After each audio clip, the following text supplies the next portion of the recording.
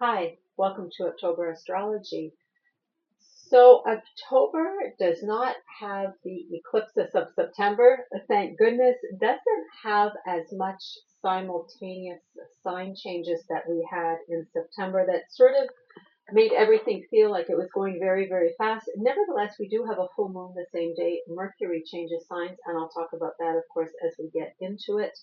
Mars continues in Scorpio until November, but when Mercury does change signs, now instead of all being at the same time, it's like we're a week apart. So Mercury changes signs, then a week later, Venus changes signs, then the Sun, then Mercury again. So things, we're going to be kept on our toes.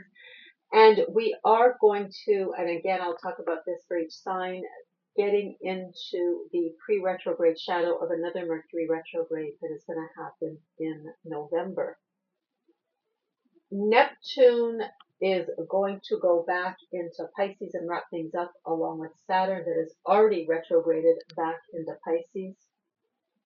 Very important to know what that means for each sign as well, because remember, Neptune won't be back for another 165 years in Pisces. So really is going to want to, has something to say before he leaves, final words before I go type of thing. And Saturn, of course, 30 years, not a negligible cycle either. Even if Neptune is out of the mix, I did do a video of planets, the outer planets at 0 degrees. I'll link it in the description. But even if Neptune is out of the mix because he's going to move back into the last degrees of Pisces, Uranus at the first degrees of Gemini continues to trine Pluto at the first degrees of Aquarius. And because they move so slowly, this has been ongoing, really, really grinding down. In the video, I talk what that means for all of us. Also, good to watch if you have any planets at 0, 1, 2 degrees, because regardless of where they are in the chart, they will be making some aspect to Pluto and to Uranus. These two trining each other, of course, we continue with upheaval, the unexpected. That's Uranus, power and control issues.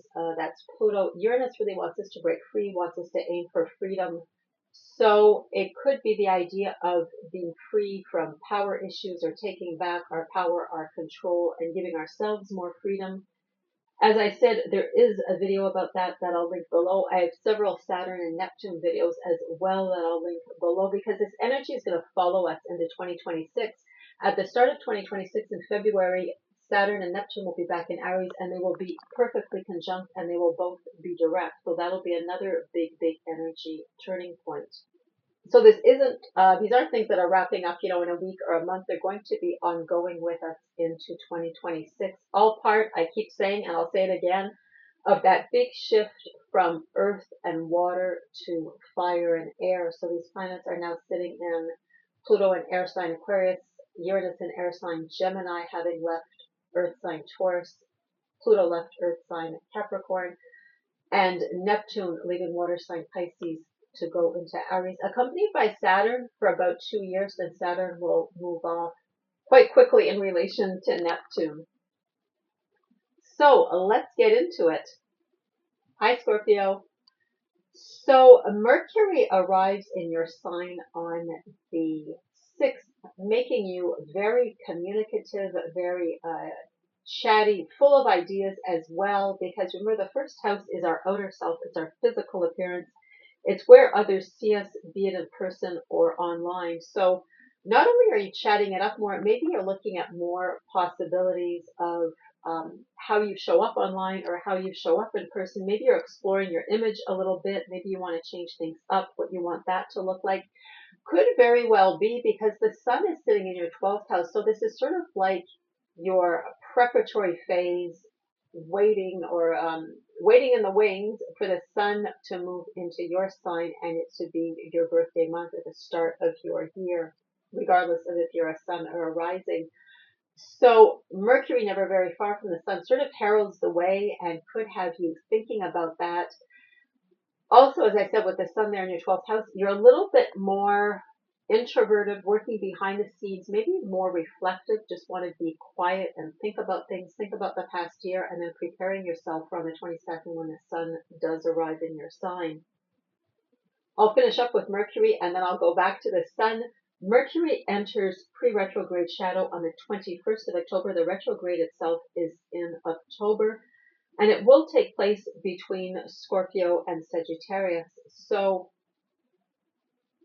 Mercury brings back things from the past. I won't repeat all of this because I've done several Mercury retrograde videos. So for the basic warnings, I'll link the video in the description. But do know this, going backwards or going back over things is going to have to do with you, your image, your physical appearance, your vitality, your energy, and also your house of wealth and income.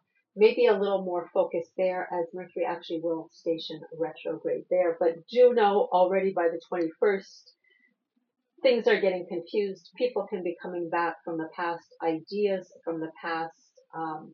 Communications are going to be difficult as well. So again, whatever you're trying to project in terms of image, do it before the 21st, because after that, it's just going to lead to confusion. It's not going to have the effect or the, I'll say, impact or a style you want it to have. And last thing about Mercury, Mercury will trine Mars. Mars stays in your first house, really picking up the pace of your days. I talked about that last month as well, making you very energetic, dynamic, forceful as well with Mars. But these two will conjunct from the 17th to the 23rd. So you will be expressing that forceful dynamism. You will be really speaking up, speaking out. Just remember, we're already getting into the retrograde shadow, pre-retrograde shadow by the 21st. So again, confusion with communications. But not only are you feeling that energy, that sometimes aggressiveness of Mars, especially in your sign, Mars is your traditional ruler, that desire to look below the surface, discover what is secretive. So as I said last month, you're asking the important questions. You're not taking no for an answer. And with Mercury there, you are going to be probably a little more sharper in your words as well. The sun, as I said, sits in your 12th house until the 22nd. Across, there is a full moon on the 6th, the same day Mercury arrives in your sign.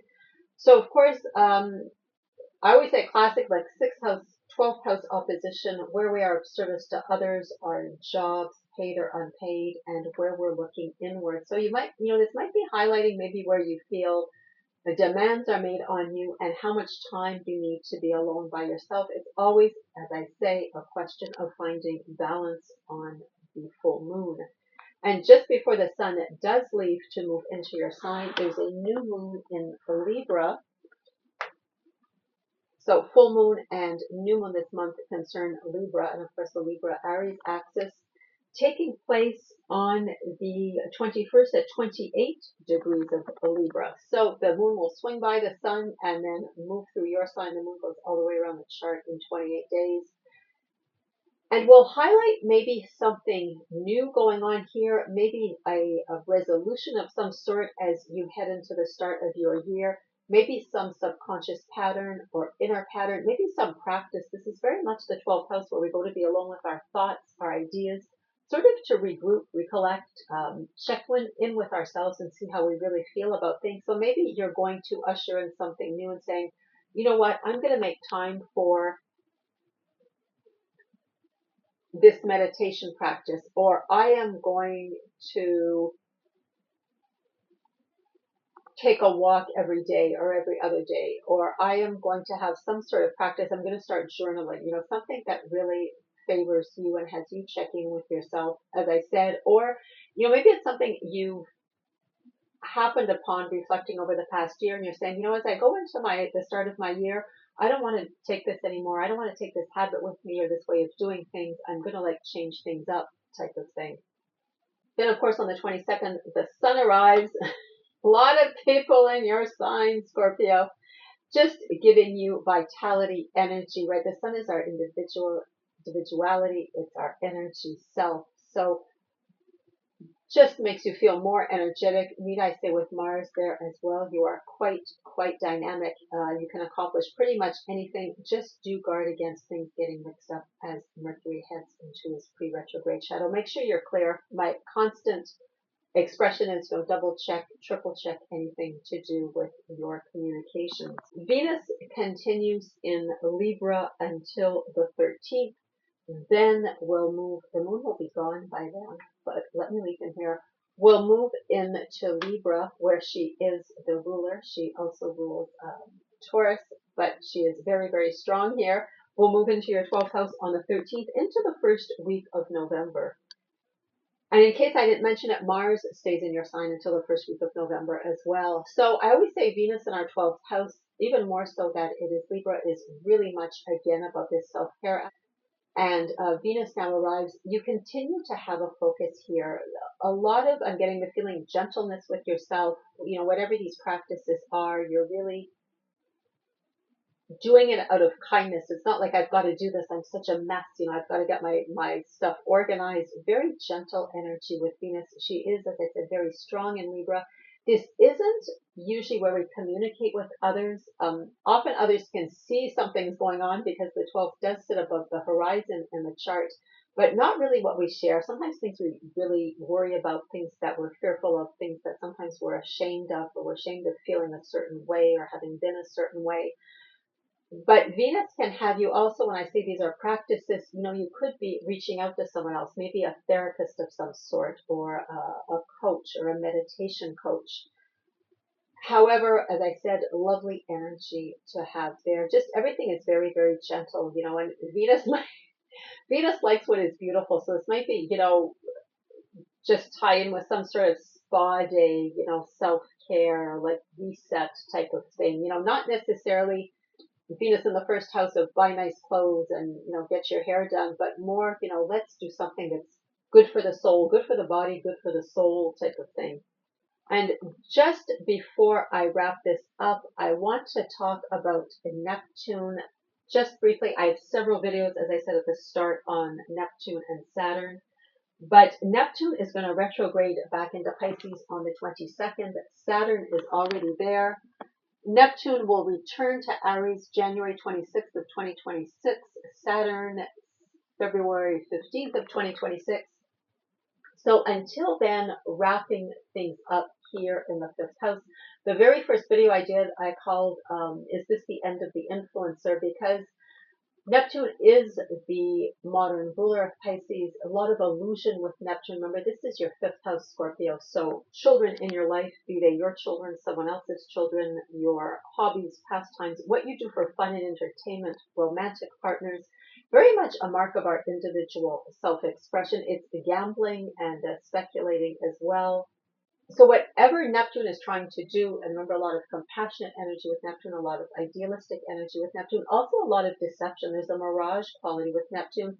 Saturn, the opposite, right? Wants structure, wants boundaries, wants limits, wants everything to be clear. Very much the realist. I have a video on these two together. They don't meld too well, but we can find a way to make the best of it. But just definitely do know in that area of your life, the energy will be intense until the first month of 2026, because these two are really trying to say something, wrap things up, make sure you get the message before they leave. So lovely, Scorpio. That is everything I wanted to tell you. Happy birthday if you are a Scorpio sun. Happy start of your year, Scorpio risings. Drop me a comment. Let me know how this is playing out for you. Take care, and I'll see you in the next one. Bye. Hi, Sagittarius. Welcome to your October astrology. So you have Mars in your 12th house until the start of November. You have Mercury arriving there on the 6th and moving into your sign at the very, very end of the month on the 29th.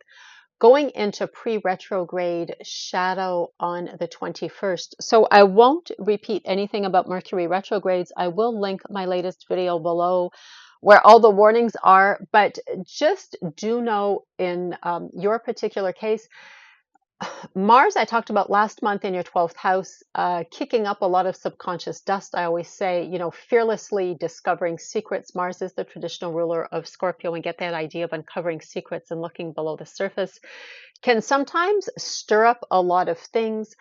Mercury there has you examining maybe all that information, sifting through all of that, maybe looking at different practices to get more in touch with yourself. This is really where we go to be quiet, to check in with ourselves, to see how we feel about things, to see, you know, even to do a reset, to see how, you know, maybe examine how things are really affecting us. Sometimes, you know, life seems to go by so fast and we're just doing, and we don't take the time to sit and think, okay, how do I feel about all this? How is all this affecting me?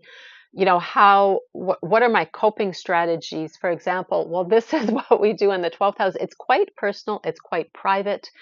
At the same time, you know, you could be, as I said, examining practices or just looking at different patterns that are coming up. Mercury tends to examine more what Mars is fearlessly kicking up and tossing around, you know, not at all Venus energy. It's like, look at this, look at that. Okay, let's take a look at this. You know, is is this painful? Doesn't matter. Let's rip off the scab, you know, and examine what's underneath. But also heading into the pre-retrograde shadow on the 21st can bring things back from the past and can have a lot to do with inner patterns or subconscious patterns. And also, I'll wrap this up. I'll stop talking about Mercury after this, but the 17th to the 23rd, Mercury will conjunct Mars, so that energy will be even more intense. You'll really, really have focus on what's going on inside. You might even feel the need to sort of step back. You might be feeling a little more introverted because you're preoccupied more with your inner world. You know, it's very much our inner world or that otherworldliness of, you know, dream states or a subconscious mind, or even, you know, where we communicate with collective subconscious. On the day of the 6th, when Mercury arrives in your 12th house Sagittarius, there is a full moon, so a sun moon opposition taking place between your 5th house, where the full moon is, and your 11th house, where the sun sits. 11th house, of course, friends, groups we belong to, organizations, also our long-term goals. The 5th house, very much individual self-expression. So children, everything to do with pregnancy, adoption, even grown adult children, that idea of next generation, whether they are yours or someone else's that you are close to. Our creative pursuits, what we do for fun and entertainment, sporting activities, cultural activities. It's also sex, romance, affairs. And this is always usually an opposition between conformity to the group or demands of the group and what we do in terms of our individuality or who we are as an individual, very much where, as I said, individual self-expression or a marker of our individual style. You know, what do I do for fun? How do I relate to children? What are my thoughts on children?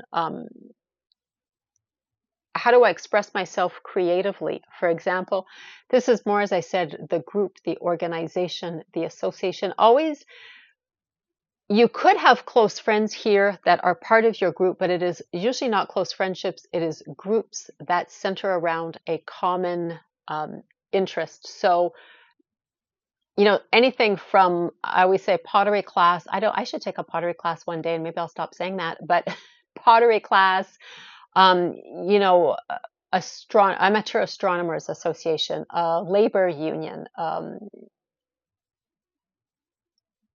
alma mater association of some sort, but you get the idea, anything with the word society, association, organization.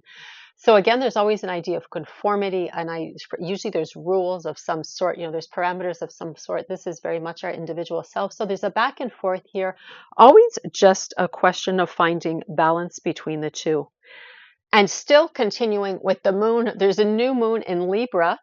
So we have a Libra opposition, Libra Aries opposition on the full moon, and then on the new moon on the 21st at 28 degrees of Libra, just before the sun leaves. And of course, the moon will take off even faster. When the moon swings by, we're going to have a new moon again in this house. So maybe there's a realization that has come about somewhere. Maybe this opposition has triggered something, and now you're going to initiate something. Usually a new moon is initiating something of some sort. Now, you could initiate an ending and say, I need to step back from this organization or leave. Maybe I need to belong to a new organization. This is also a long-term goal. So maybe I need to shift something and take a new path in that respect. I always find myself saying endings and beginnings are very closely related because, you know, if I say I'm going to start doing this, sometimes it can mean I'm going to be stopping doing that other thing. I hope that's not too cryptic. I hope that's clear. Then, of course, the moon will have moved off really, really quickly. And on the 22nd, the sun will shift into your 12th house. So we've got a lot going on here. Mercury there till the end of the month in his pre-retrograde shadow on the 21st. Part of that retrograde, by the way, will take place in your sign, Sagittarius. Mercury will actually station retrograde in your sign, and all of it will take place in November. The sun there on the 22nd for 1 month.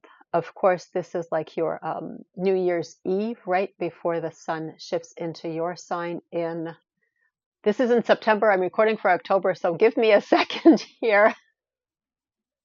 In November, and of course Mars there until the start of November. So the sun just adds focus to this. Whatever has been going on with these two, it's not going to die down because the sun's going to come in with a great big spotlight and say, let's turn our attention to this. What have we found type of thing? The image I'm getting is, these two are toiling away in sort of a dim library, going through all these records and books, and the sun comes in and turns on a light or turns on a lamp and says, so what have we found? Let's examine this even more closely. And with the sun there on the 22nd of October to about the 21st, 22nd of November before it shifts into your sign and it's the start of your year, Sagittarius, you can be feeling quite introverted. It might be the need to sort of pull back, spend more time with yourself. Maybe you just want to be alone more. You're sort of lost in your thoughts and you just need to think about things. So it's more of a time of working behind the scenes and feeling more introverted. Lovely Venus moves into Libra. Let me put the moon here. Libra moves into Venus. Oh my gosh, I can't say this right. Venus moves into Libra. Sorry about that. Venus moves into Libra on the 13th. Venus is the ruler of Libra. Stays there until the first week of November. So again, we're back to these groups and organizations. Venus, very much about relationships. So could have you examining whatever the sun, was showing you. And then we had that full moon opposition. Venus has you maybe forging new relationships with a new group. Maybe you've changed things up and you're reestablishing certain ties within the group. Just examining maybe how these relationships are working out as well. Venus in the 11th can also mark a romance with someone from a group or an organization. So a friend, an acquaintance, somebody you meet in this group that becomes more than a friend or an acquaintance, or maybe introduced to you through someone else. Venus is extremely diplomatic. I mentioned this was also long-term goals, so could have others getting on board with you, helping you if you need help. People do want to come in and help us and enter into a relationship with us wherever Venus is. And finally, just before I wrap this up, Neptune moves back into Pisces on the 22nd. Saturn has already moved back there on his retrograde, and they will return in February and March. I have to check my notes again. Yes, Saturn, February 15th of 2026, and Neptune ahead of time, January 26th of 2026. They are wrapping things up here in your fourth house. This is the fourth house is home and family. So I always say family of origin, family of choice. It's where you live, the actual building. It is, region, homeland. It's the idea of roots, of family traditions, a foundational house in the chart. And if this edge or start called the cusp of the 10th house is the highest point in your chart, this is the lowest point, not low depressed, but low, most intimate, most private. This is where our family sees us and knows us, and those who are very, very close to us. So there is a message here. These planets will definitely want to make a statement before they leave in January and February. They won't be back for 30 years in Saturn's case, and 165. So none of us will be seeing that again in Neptune's case. So expect a lot of intensity there as well. Neptune, I'll link all the videos I did on Neptune and Saturn, but Neptune has a lot of idealism and compassion. A lot of blur, can be deception and confusion as well. Saturn is very much the realist, as much as Neptune is, that, I'm going to say pie in the sky, but that very idealistic, compassionate, spiritual, in that visionary in the sense of spiritual. It reminds me of stories of saints, like just this vision that's almost otherworldly. And, people thought they were strange or weird, or like, what are you thinking about? There's another outer worldliness. And remember, Neptune is very, very strong in Pisces as the modern ruler. Saturn is very much down to earth, the nitty gritty, the reality check. So they don't meld well together. But in one of my videos, I do talk about that. And there is, if we know how to approach the energy, I always say if we know what the energy is and we know what to expect, then, that's half the battle. We know how to work with it. So very intense energy going on there as well until the start of 2026. So Sagittarius, that's everything I wanted to tell you for October. Drop me a comment. Let me know how this is playing out for you. Take care, and I'll see you in the next one. Bye.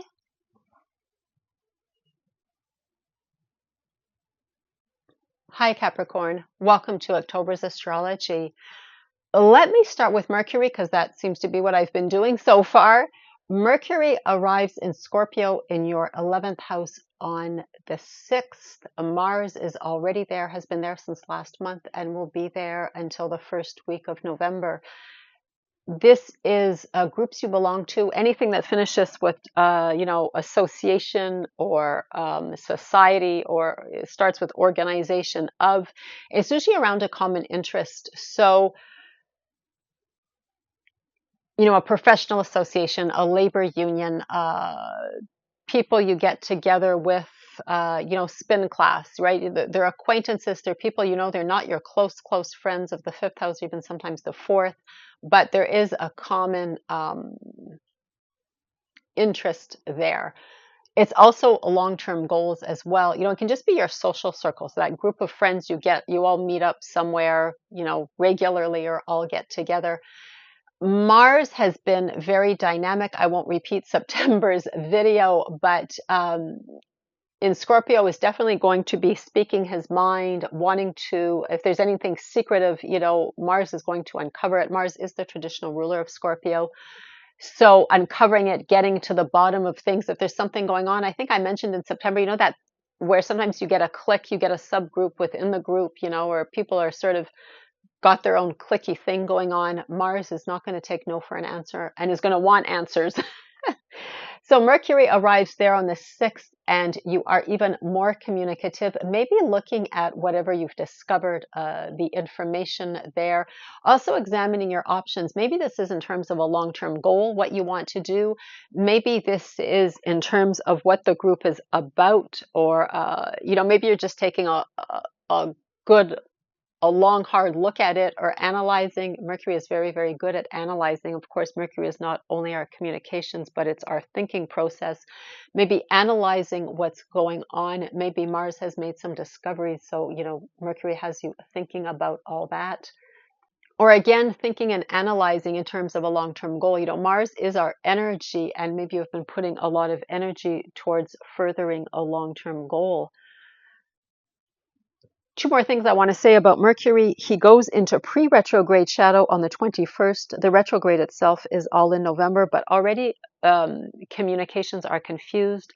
I will link my latest Mercury retrograde video in the description. I've done several, and it will give you I think it's pretty much everything I've ever wanted to say about the Mercury retrograde. So if you really want to know why we say what we say about communications and transportation, that will probably answer most of your questions. But do know communications will already start to get confused. So if you have to say something or do something, aim for before the 21st, or purchase something, or some transaction of some sort. At the same time, people can come back from the past. So maybe a group member, that has left the group will come back from the past, type of thing. Maybe somebody that was helping you with a long-term goal will come back from the past. But just do know we're already in that energy of Mercury retrograde by the 21st. And over that period from the 17th to the 23rd, Mercury and Mars will conjunct. So your words can become quite sharp. Remember, Mercury is our communications. As much as Mars has been really, looking below the surface, doing that deep dive, Mercury arrives, and we're really, really going to be expressing ourselves. Whatever we say, or whatever we think about, whatever we're looking at, has that edge of Mars, in terms of being very assertive and very aggressive. So it's a lot of energy of like, yes, this works, no, this doesn't work, or, really very forthright with where, what suits you, what doesn't suit you. Mars is our ego as well. So that feeling of, I'm getting my toes stepped on, that's not going to fly at all. You're going to be very forthright with defining, what you will accept or what you won't accept, or what your thoughts are, or what your ideas are. Let's say you voice your ideas much more assertively, and probably even in a sense much more than usual. So it's only a few days from the 17th to the 23rd, and of course we're already in the very, very first days of the pre-retrograde shadow. So just make sure you're clear in whatever you want to say. Now, the day Mercury arrives there on the 6th, it's also a full moon here in Aries in your 4th house. This is your home, so the actual building you live in, family, the idea of family traditions, roots, homeland as well. It's the foundational house. I think I was just explaining in the Sagittarius video. It is the most intimate part of the chart, where only very few people see us, and it's the idea of how we were brought up, or how things are done in this family. It's usually paternal traditions, or I'll say family traditions, depending on what your family model looked like, but very much foundational and private across the sun in the 10th house, the house associated with your sign Capricorn. This is the highest point in your chart. The sun is sitting there shining, bright beams down upon you. This is the midhaven. This is the lowest, not low depressed, but again, the most intimate. This is where we're out in public, out in the world, making our mark. And this is where we're, cozying up at home. I always say with our Kermit the Frog slippers and our Hello Kitty pajamas, because few people see us here in the 4th house, right? As much as, the image I always get is, you're out here in the power suit and making your mark in the world, and then you go home and you pop on your Kermit the Frog slippers and, sit in front of the TV with your ice cream or something. Like you do not want these two worlds colliding, okay? There's always, okay, I'm going off here on a tangent, but like some scene in a movie where this, I'll say woman, maybe because I'm a woman, but she's like the power chick, and her hair is like super sophisticated, and her makeup is perfect, and she's always in heels, and the power skirt suit. And then all of a sudden she meets that new guy from the office, and she's in her friggin' stretched out, stained sweatpants and some ugly, dumb t-shirt at the grocery store because she ran out to get dinner or something. You get the idea. Okay, anyway. Sorry, why do I think that's so funny? But no idea. But okay, so Sun Moon opposition taking place on the 6th. And this, of course, is where you are out in the world, as I said, where demands are being made on you. This is career, whether it is within your job or it's another place where you're climbing the ladder of success. And this is a very private part. This is the demands of home and family. So you can see the back and forth here. A few days of tension, of finding the middle ground within all this.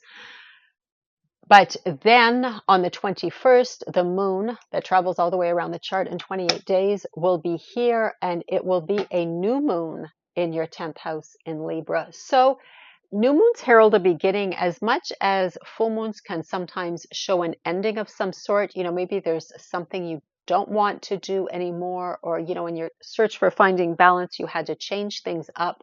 But the new moon can mark a beginning. So maybe a new way of approaching career, of approaching success. This is also the people that outrank us on that ladder. So bosses, higher ups, authority figures. It can be parental authority as well. Maybe a new approach to that, for example. Then, of course, the moon will have moved off very, very quickly. So I'm just going to put him here. And on the 22nd, the sun arrives in your 11th house. So whatever has been stirred up, now the sun is just going to bring a great big spotlight and add focus to that. It is our month-long yearly check-in, and you will probably have a lot to check in about because these two, Mars and Mercury, have really been stirring things up. So a lot of energy here. And as I said, this is not only your social circle and groups, it is also long-term goals. So without necessarily saying something is going to change, I get the feeling something is, because you've just done too much looking below the surface, analyzing, comparing, thinking, asking questions, and now the sun, adding focus to that, bringing your energy there for 1 month.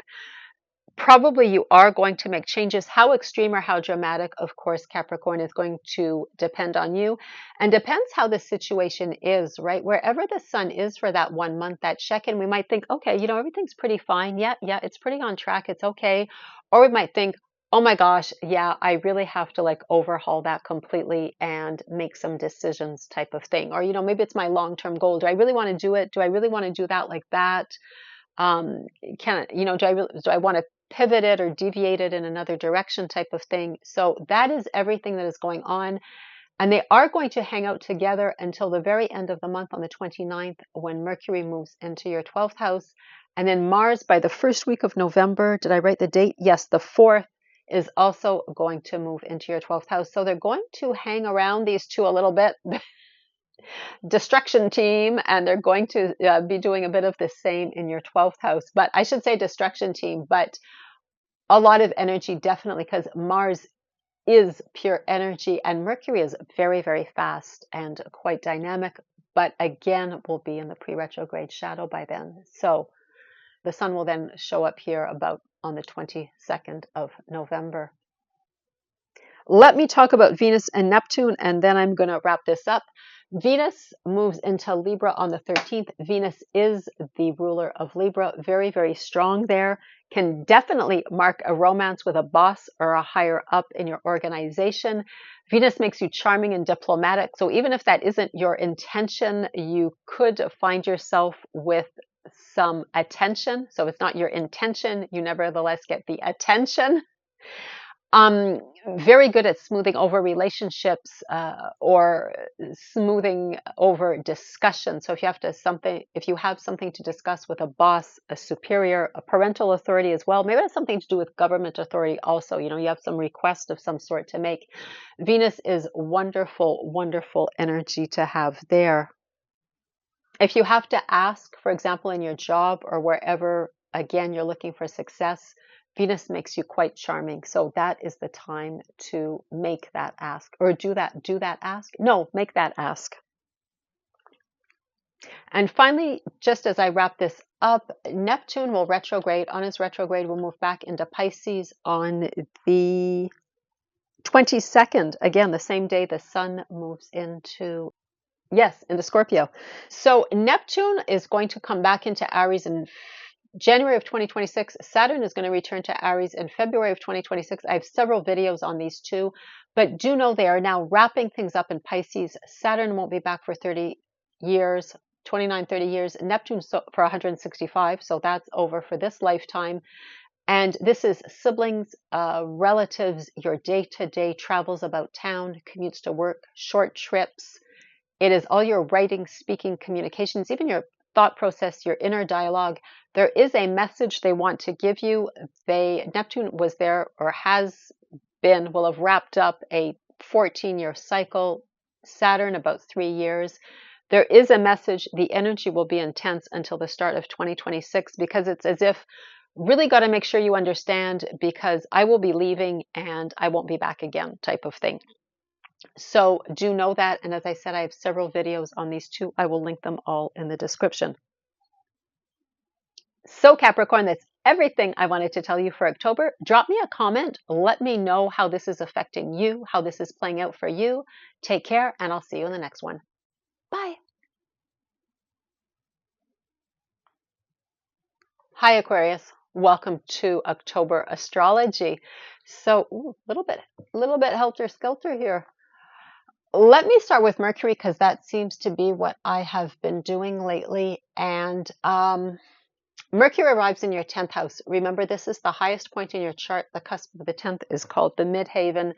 So you are very out in the world. This is success, be it career success, climbing the corporate ladder, be it another area where you're seeking success.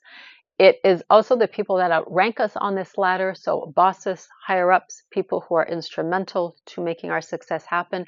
It can be parental authority. It can be government authority as well.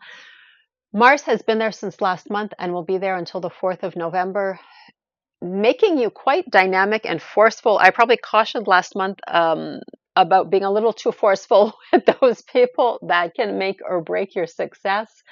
At the same time, very much looking below the surface with Mars, you will nevertheless, maybe whether you want to or not, be quite assertive.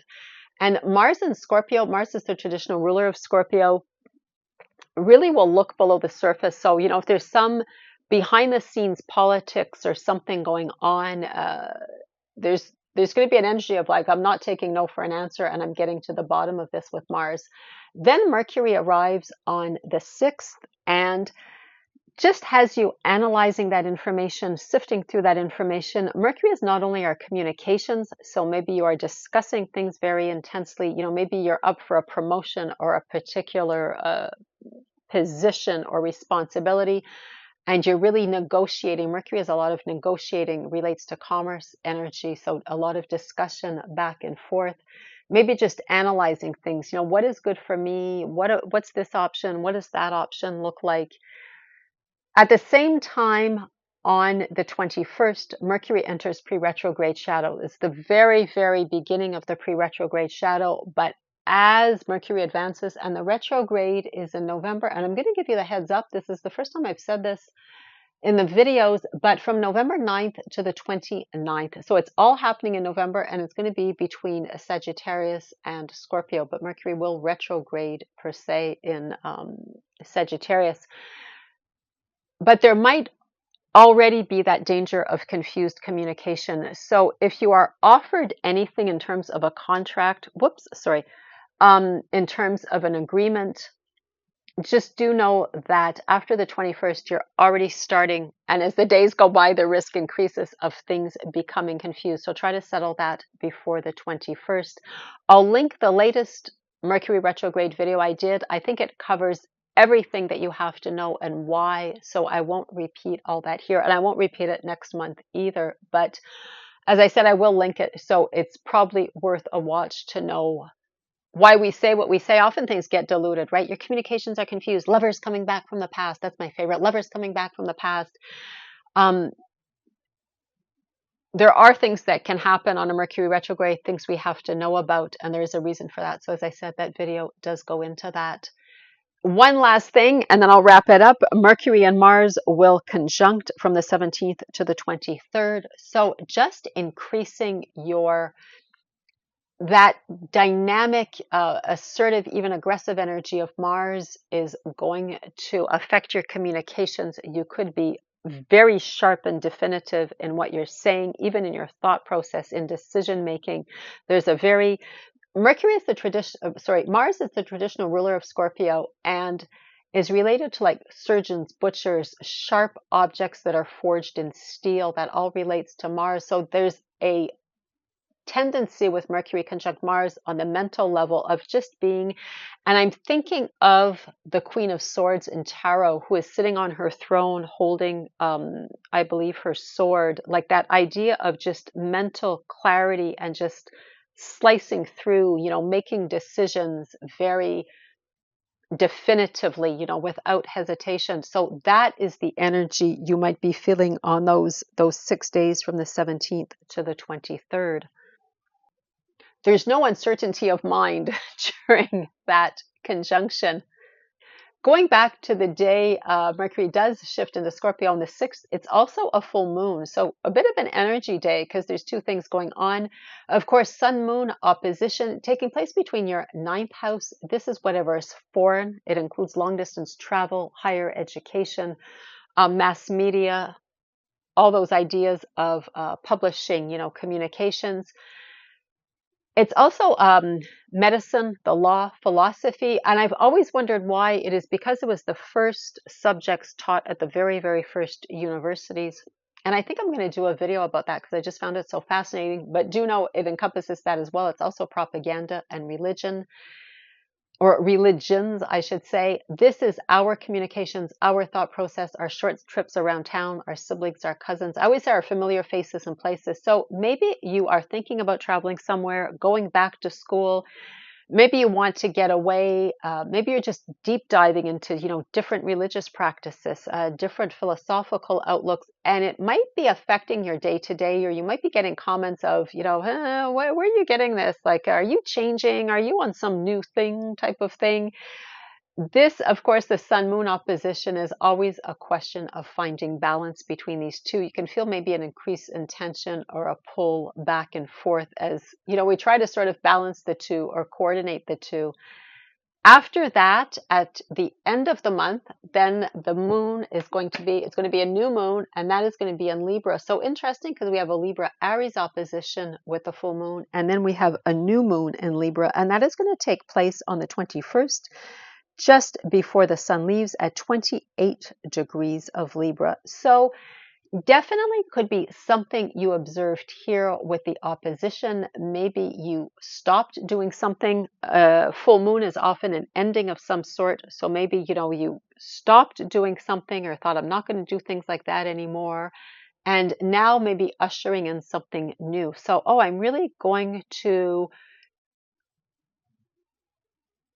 I really started to see things this way ever since I read this philosophical text, or, it can even be, I say sometimes, like nonfiction, right? Different life outlooks. It's whatever broadens our horizons. I just have a bit of a new attitude. I'm not sort of seeing things the same. Or maybe you're taking, college or university level courses, and it's having an impact on how you think about things or how you look about things because you've discovered something. Then, of course, the moon is going to move off very, very quickly. I'm just going to leave him up here. And let me talk about Venus, then we'll come back to the sun. Venus on the 13th until the first week of November moves into Libra. So she will be there with the sun for about 9 days, not exactly conjunct. But Venus is the ruler of Libra. So Venus in your 9th house can mark a romance with someone who is very different. Remember, this is whatever is foreign to us and broadens our horizons. So it can mark a romance with someone who is different, maybe literally from another country, just from another cultural background. But you could be examining what that means for your relationships, because remember, Venus is all our relationships.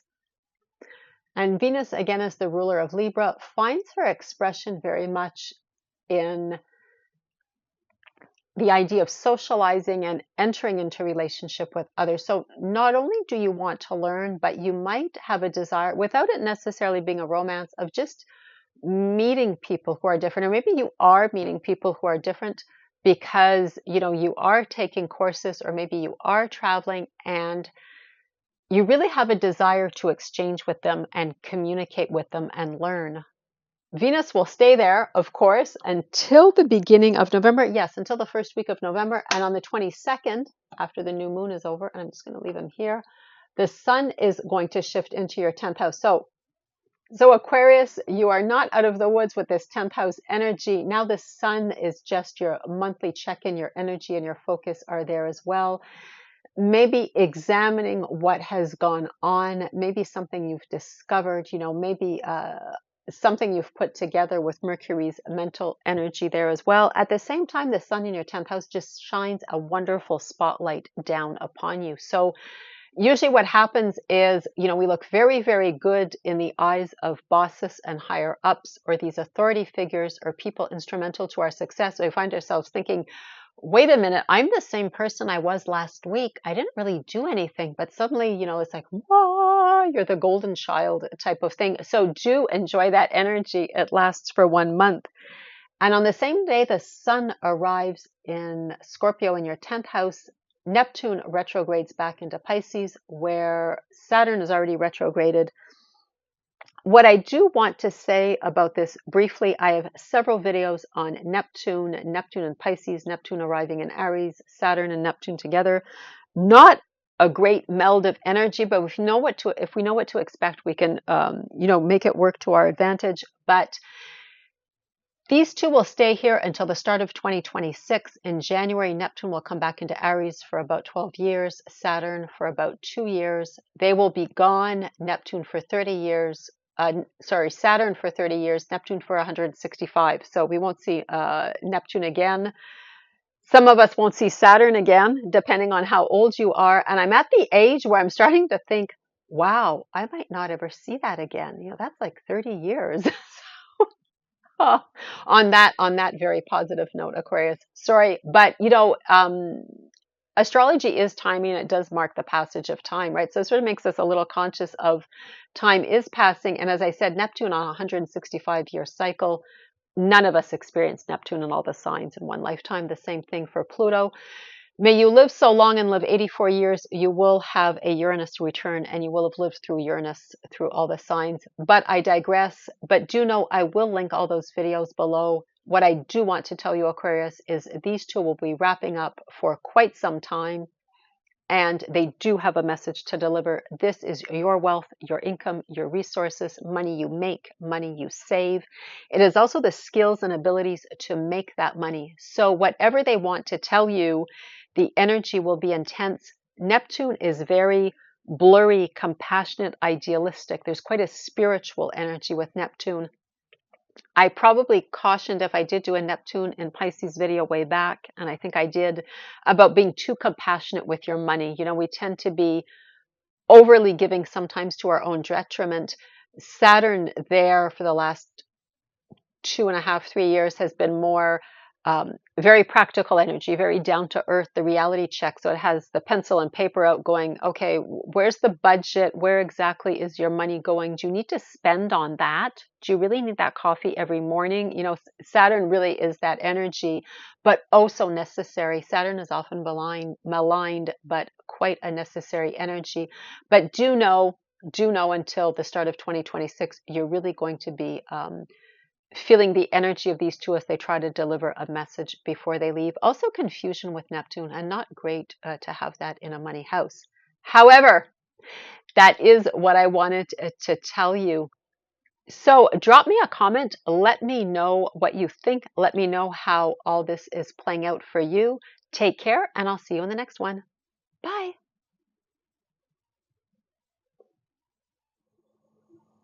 Hi, Pisces.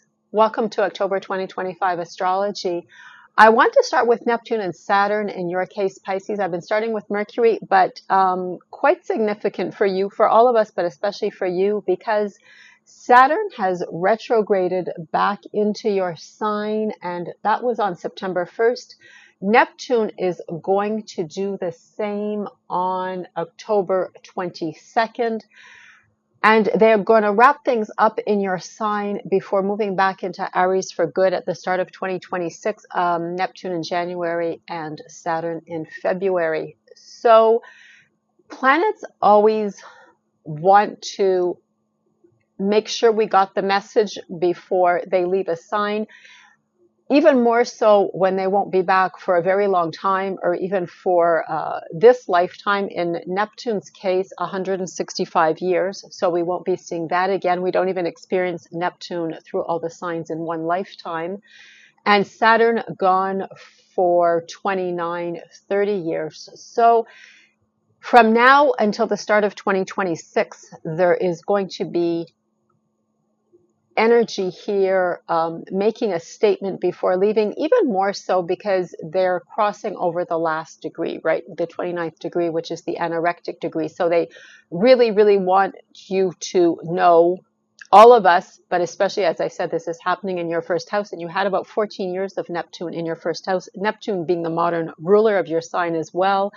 So everything to do with your image, your physical appearance, how you show up in the eyes of others out there in public, online, and probably have felt, the confusion of Neptune, also the idealism and compassion of Neptune. Saturn, very different energy, very down to earth, very structured, very much, the details and the reality check. So do know that it's affecting all of us, as I said, but even more particularly for you as it's happening in your first house. Then it is gone minimally for 30 years until Saturn shows up again, and Neptune, well, that will be over for good. So having said that, let's talk about Mercury, that I've been starting with in most of the other videos. Mercury, three things to say about Mercury. The first is on the 6th, he arrives in Scorpio in your ninth house. Remember, this is everything that broadens your horizons, expands our view of the world. It is what is different from us, what is foreign. So it's long distance travel, higher education, it's mass media, propaganda, publication, it's religion as well, different belief systems. It's philosophy, medicine, the law, the studying of those subjects especially. Mercury arrives there, as I said, on the 6th. Mars has been there since September and will be there until the first week of November. A lot of energy. Mars is pure energy and drive and assertiveness, to the point even of being, aggressive. It can be that positive aggressiveness of getting things done and going forward. At the same time, it can lead to arguments as well, but maybe you've been very dynamic in planning a trip and just studying and learning about different life outlooks. Maybe it has to do with going back to school. I realize, looking at people that are started university this year or returning, it's a huge, complicated process. So maybe, Mars has been really helping you with his energy to push through that. Mercury arrives. Mercury, all our communications, our thought process. So maybe you're sifting through options. Mars has gotten a lot of work done, and now Mercury is going to come along and think, okay, do I want this? Do I want that? What's the better idea? Sort of maybe fine tuning things. It has to do, as I said, with college, university level education. Maybe what you're reading, you're just reflecting on and sorting through what you're reading. Maybe you're exploring different religious practices. Maybe you're planning a trip and now you're really looking at the details. The other thing to know, though, is that on the 21st, Mercury is already in pre-retrograde shadow because he is going to retrograde again. Retrogrades 3 times a year, so the last retrograde of the year will be in November, but already starting to slow down by the 21st of October. So I will link the last Mercury retrograde video I did. I won't repeat everything about the Mercury retrograde, but this video does pretty much describe how Mercury retrograde is useful, what not to do, and why we give the warnings we do. But do know in this case, as always, double check, triple check things, especially related to ninth house matters. So make sure all your paperwork is in order, or communications have been received if you're, again, applying for something, traveling, anything of that sort. Mercury does rule all our communications and rules commerce as well. So things can get mixed up, communications, emails, letters, whatever, things you have to send in. Sometimes don't make it, sometimes get confused, sometimes wind up in the wrong place. The final thing I did want to say about Mercury also is that from the 17th to the 23rd, so for about 6 days, Mercury and Mars will be conjunct. So your words can become even sharper, even more decisive and incisive, I would say. I was saying last month, Mars is the traditional ruler of Scorpio, takes on really that energy of incisiveness. Mars is ruled to surgeons, sharp objects looking below the surface. So maybe you are uncovering something there as well, something sort of secret, or maybe secret, I would say. In the ninth house, some knowledge that you've never come across before, has never occurred to you before. You might listen to someone or read something that sort of really is a revelation in terms of the way we see life, or, as I said again, life outlook, or expanding our horizons or our thoughts on things. And Mercury, as I said, our thought process, you become very incisive and also very decisive as well. So might be, I don't want to sound too cryptic, but a lot of, okay, I'm going with this, or okay, this isn't for me, or this way of seeing things off, that's completely, I don't believe in that. That doesn't make sense to me.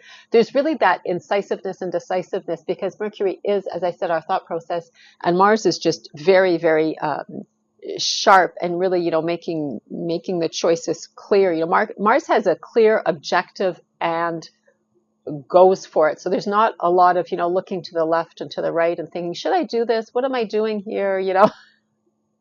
None of that for Mars, right? It's I'm going here and I'm doing this and that's it.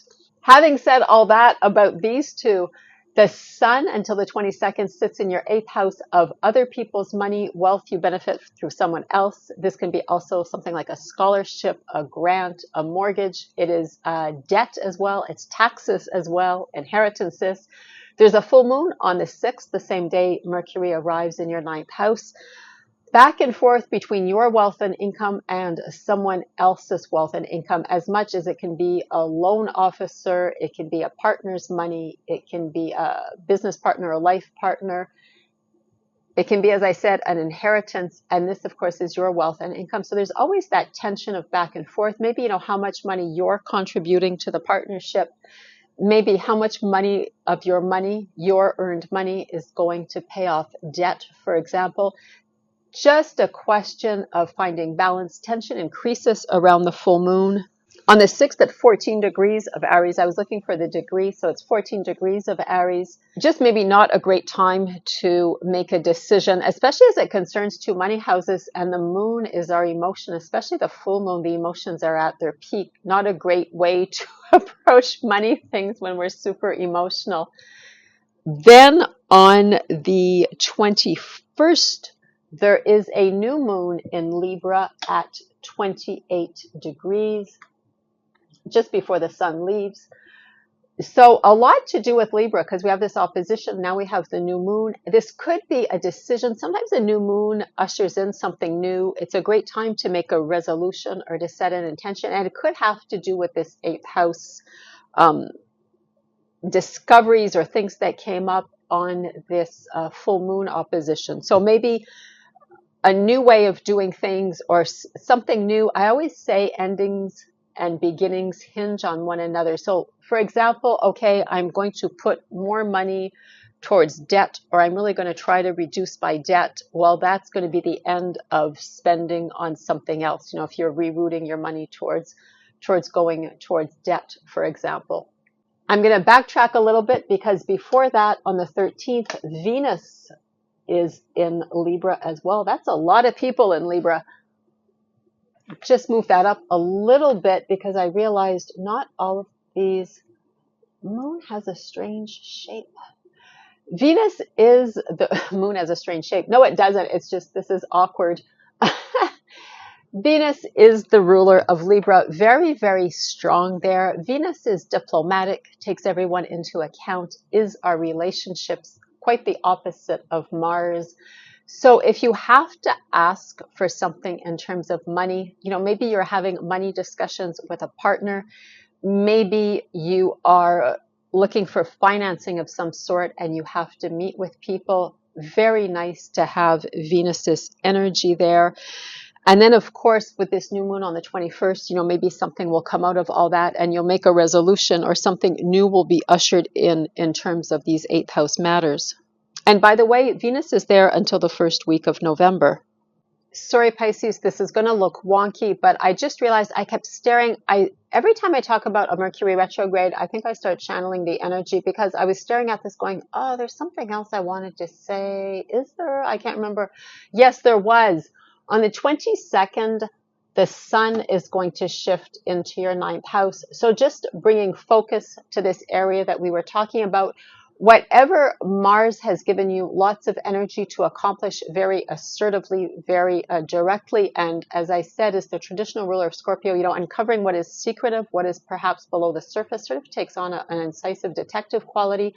Whatever information Mercury has been sifting through has had your, you know, mind energy turned towards. The sun comes in with a great big spotlight and says, okay, what have we discovered? You know, what do we think about all this? What are we focusing on? So your energy is just going to continue to be turned towards this. You're really going to want to learn about things that are, you know, metaphysical, philosophical, as I said, life outlooks, what expands the mind. It's really a time of learning, studying, gathering information. So that, Pisces, is everything I wanted to tell you for October. Thanks for watching. Drop me a comment. Let me know how this is playing out for you. Take care, and I'll see you in the next one. Bye.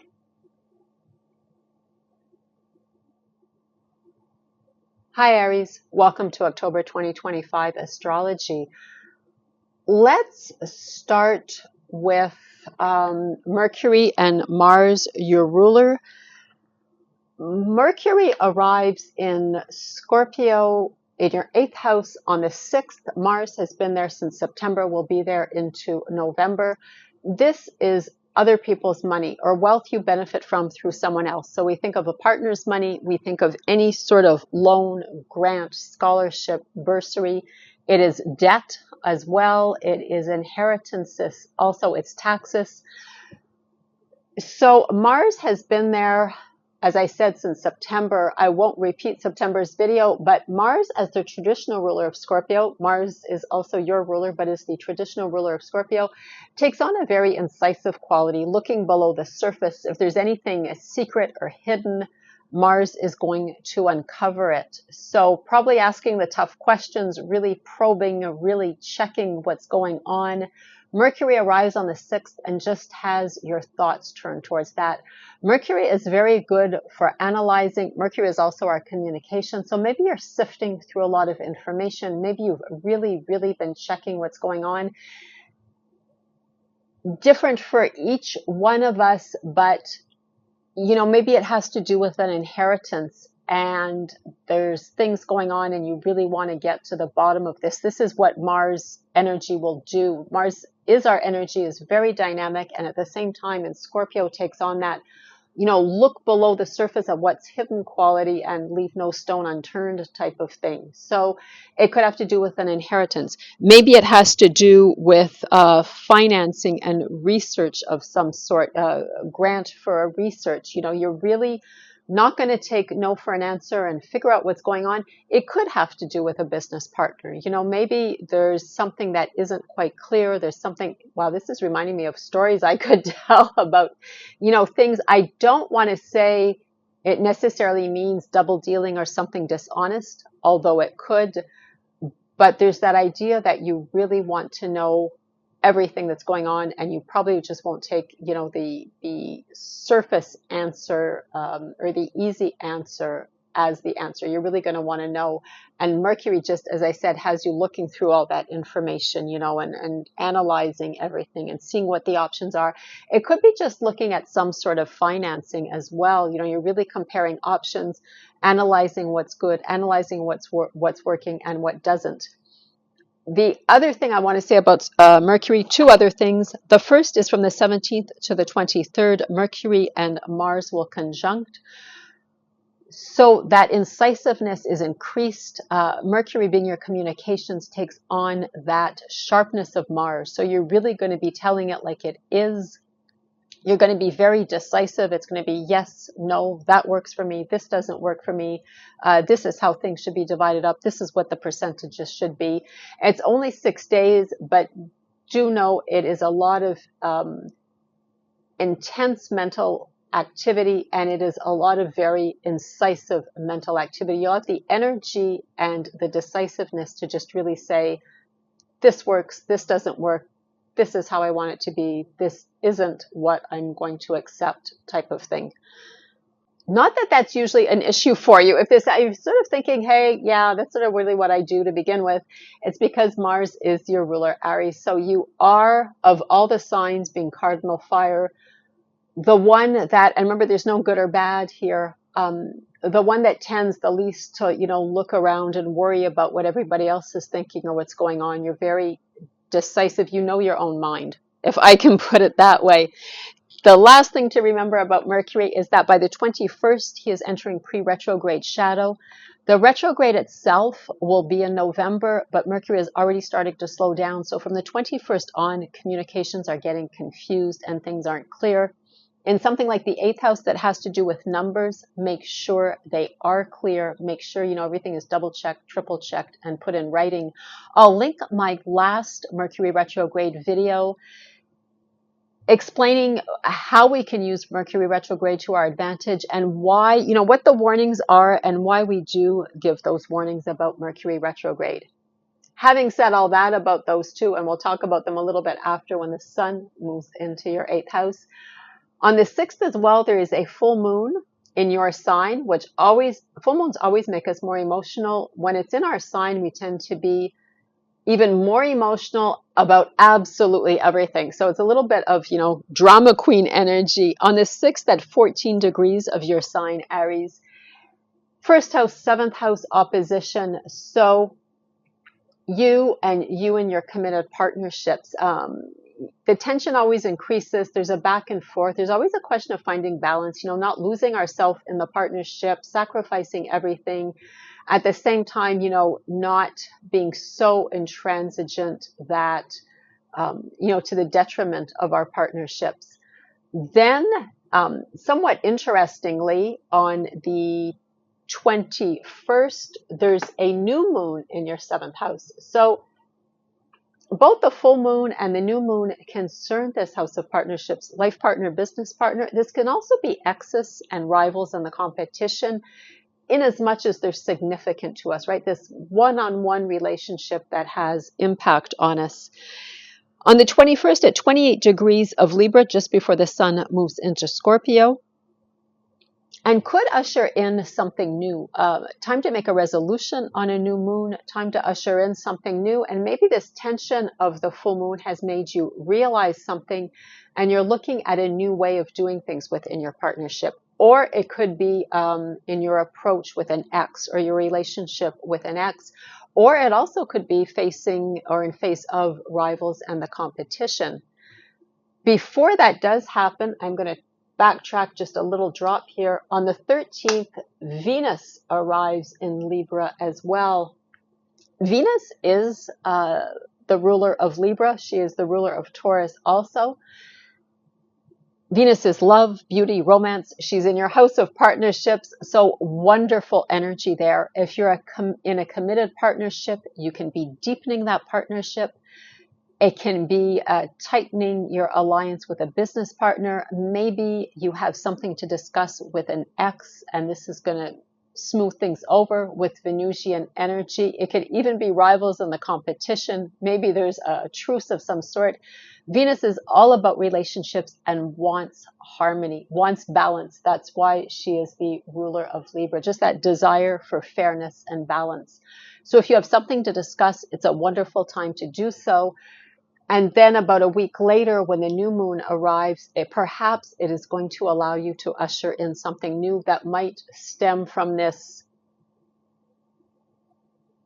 maybe perhaps agreement or deepening of a relationship, or just, smoothing things over and finding a more peaceful way of living together. I'm thinking of the ex and the rivals and the competition. By the way, Venus will stay there until the first week of November, the same way Mars stays in Scorpio until the 4th of November. Let me talk about Neptune, and then I'll talk about the sun and wrap this up. Neptune will retrograde back into Pisces on the 22nd. Saturn is already retrograded back there. They will return to your sign, Aries, at the start of 2026. Neptune in January, Saturn in February. But they are going to wrap things up in Pisces in your 12th house, very private house where we go to be alone, reflect, regroup, really take a deep dive and think how we feel about things. This is subconscious work. This is meditation, therapy, all those practices to really get in touch with ourselves. It's our subconscious patterns or inner patterns. It's things we don't want to share with anyone else. When we go to the 12th house, we go there to be alone, sometimes because it's where we face our fears or things we're ashamed of, or things we just really don't want to share with someone else or anyone else. These two are going to wrap up whatever they came to do here in the 12th house. Saturn, very practical energy, very down to earth. Won't be back for 30 years here. Neptune will not be back for 165, so that's over for this lifetime. Neptune, much more compassionate, illusion, also deception, confusion. There's just a blur with Neptune. There's an idea of idealism, and is the modern ruler of Pisces, so it's very, very strong there. I'll link my Saturn and Neptune videos in the description. I have several pertaining especially to their move into your sign. More significant for Neptune, as I said, because it's going to be the first time in 165 years Neptune is in your sign, Aries. but also the leaving of Pisces. Neptune won't be as strong in your sign as he was in Pisces, obviously, but there's a lot of energy there until the start of 2026 as these two wrap things up. Like they really want to give you a message before they leave, which is applicable to all planets. However, the ones that won't be back for a really long time tend to be even more intense in their desire to do so. And I always say, think of the analogy of like you leave the house and you're going away for the evening. So you tell your children, you know, be good and just remember to listen to the babysitter and remember to get to bed on time. But imagine if you were leaving like for a year, you'd have like even more instructions, you know, it would be even more intense. If you're leaving for 165 years, I expect it'll be even more intense than that.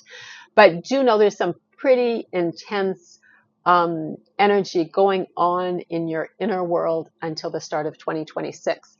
Finally, the other thing on the 22nd, the sun moves into your 8th house. So whatever has been happening, and a lot of stuff has been happening there since Mars arrived at the end of September, and then Mercury, the sun is just going to arrive and add a great big spotlight there. So it's like, what's been going on? What have you discovered? What have you, realized? And then let's focus on that and see what we want to do with it. The sun is always our month-long yearly check-in into different aspects of our lives, and we think, is this working? Isn't this working? What do I need to change? What do I need to do here? Maybe everything is pretty good. I'm getting the feeling there will be some changes because there's just been too much digging around and really examining and analyzing things. So the sun, as I said, will come in and just have you focused on that even more for another month. It's as if, is this ever going to end? But you're really doing a lot of big house cleaning here.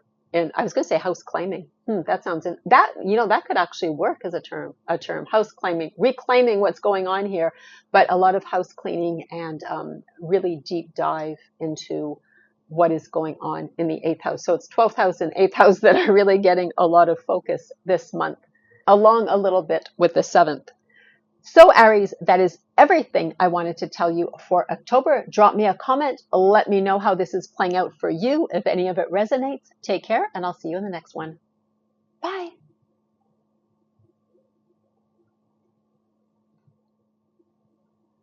Hi, Taurus. Welcome to October 2025 astrology.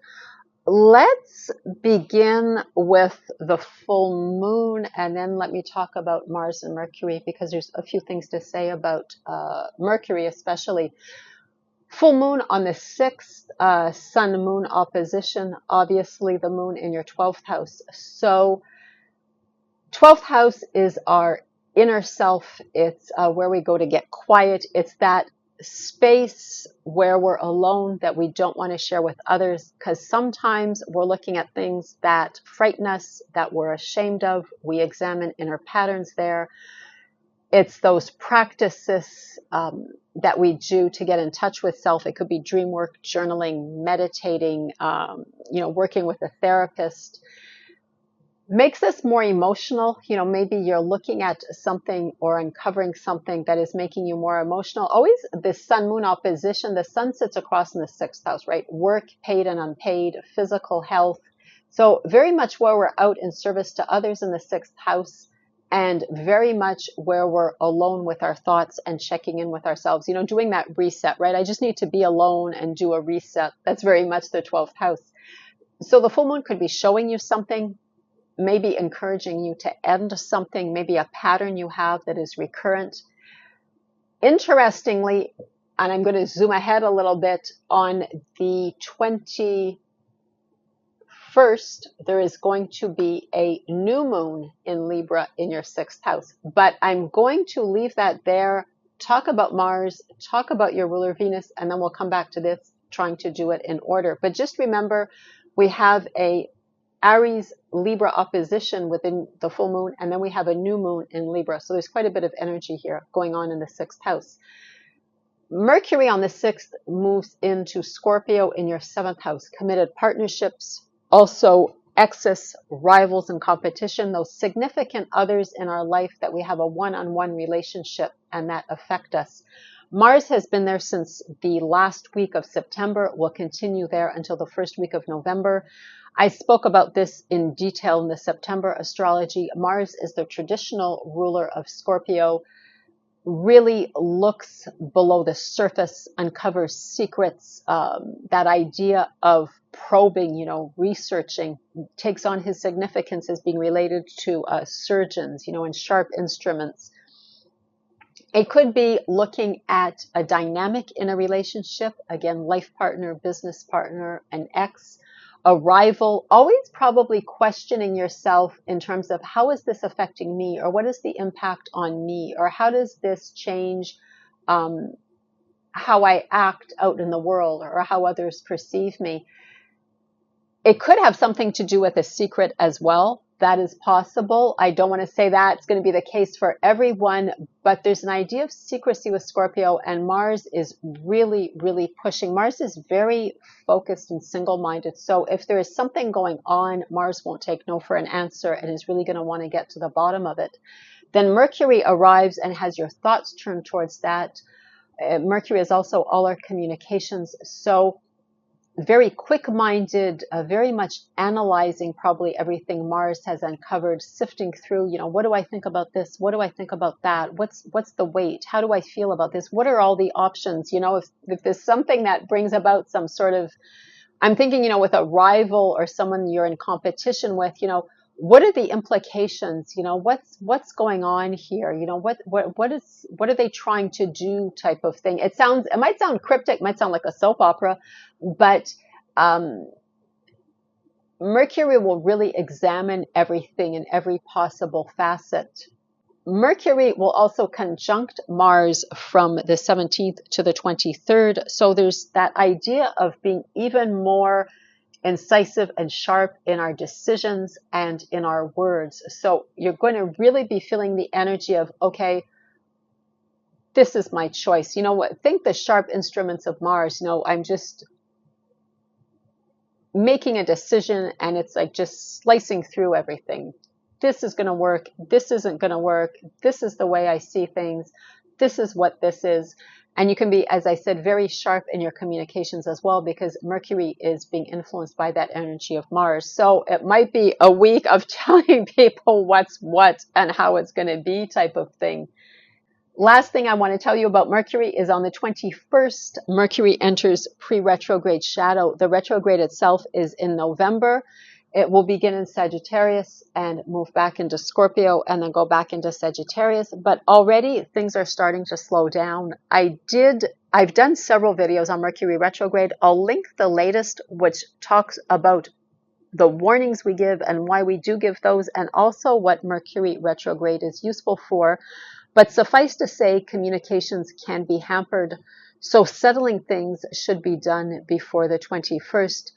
After that, communications can get confused, you'll be misunderstood, and of course this will be affecting your partnerships. And again, what is going on perhaps with an ex or a rival. On the 13th, lovely Venus, your ruler, will slip into Libra, where she is also the ruler. This is your 6th house of workplace, workload, co-workers, unpaid work, so it can be volunteer work, other jobs and duties you have, your academic workload.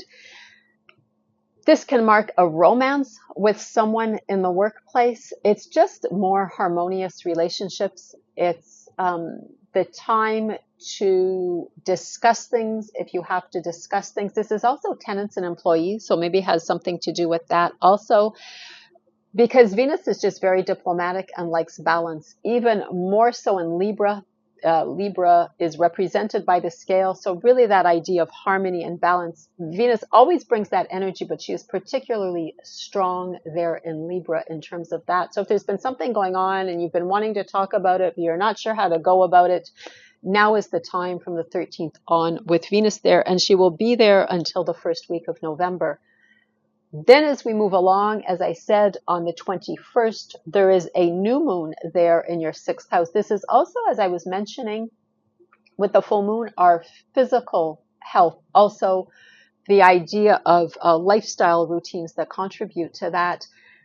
this new moon could usher in a new way of doing things. Maybe you're thinking after, the tension and the energy of the full moon, hey, I'm going to start doing things this way in terms of work. This is often where we're solicited a lot in the 6th house, and we realize in the 12th house, we don't have any time to be alone with ourselves or to just sort of regroup. So maybe you're going to make some changes in that aspect.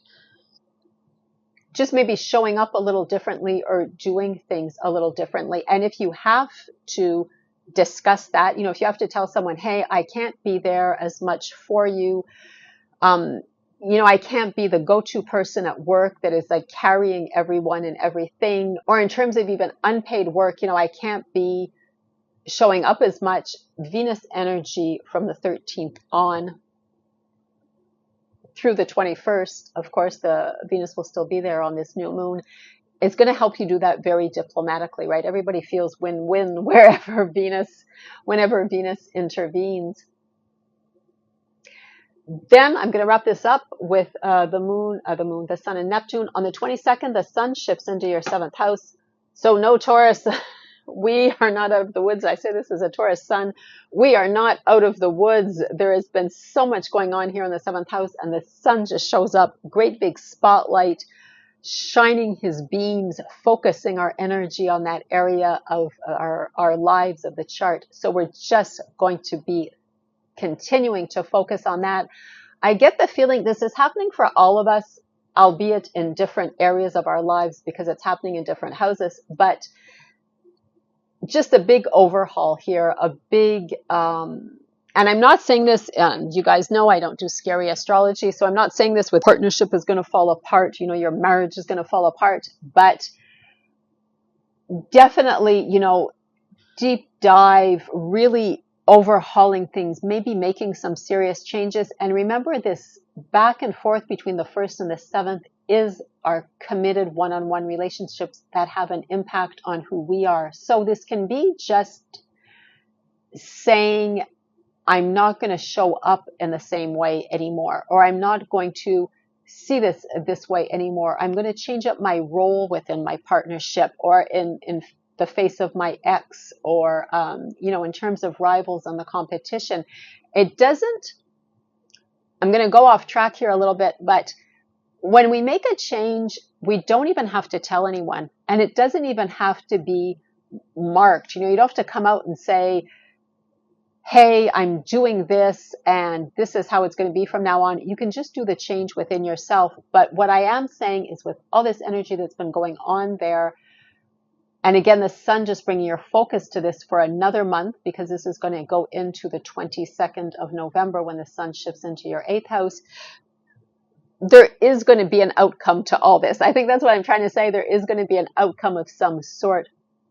Things are going to shift and be modified as a consequence of all that energy that has gone through your 7th house. Last thing I wanted to say is Neptune will retrograde on the 22nd back into Pisces. Saturn is already there. They will return for good in Aries in 2026. Neptune in January, Saturn in February.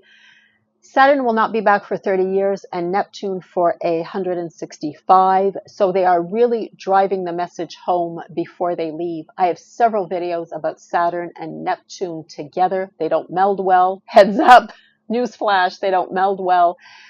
Neptune and Aries, Neptune leaving Pisces, I'll link all those below. But this is groups of friends you belong to, any association, organization, society, labor union, anything where people meet around a common interest. It's also our long-term goals. So it will be intense energy there until the start of 2026. So Taurus, that is everything I wanted to tell you for October. Do drop me a comment and let me know how this is playing out for you. Take care, and I'll see you in the next one. Bye.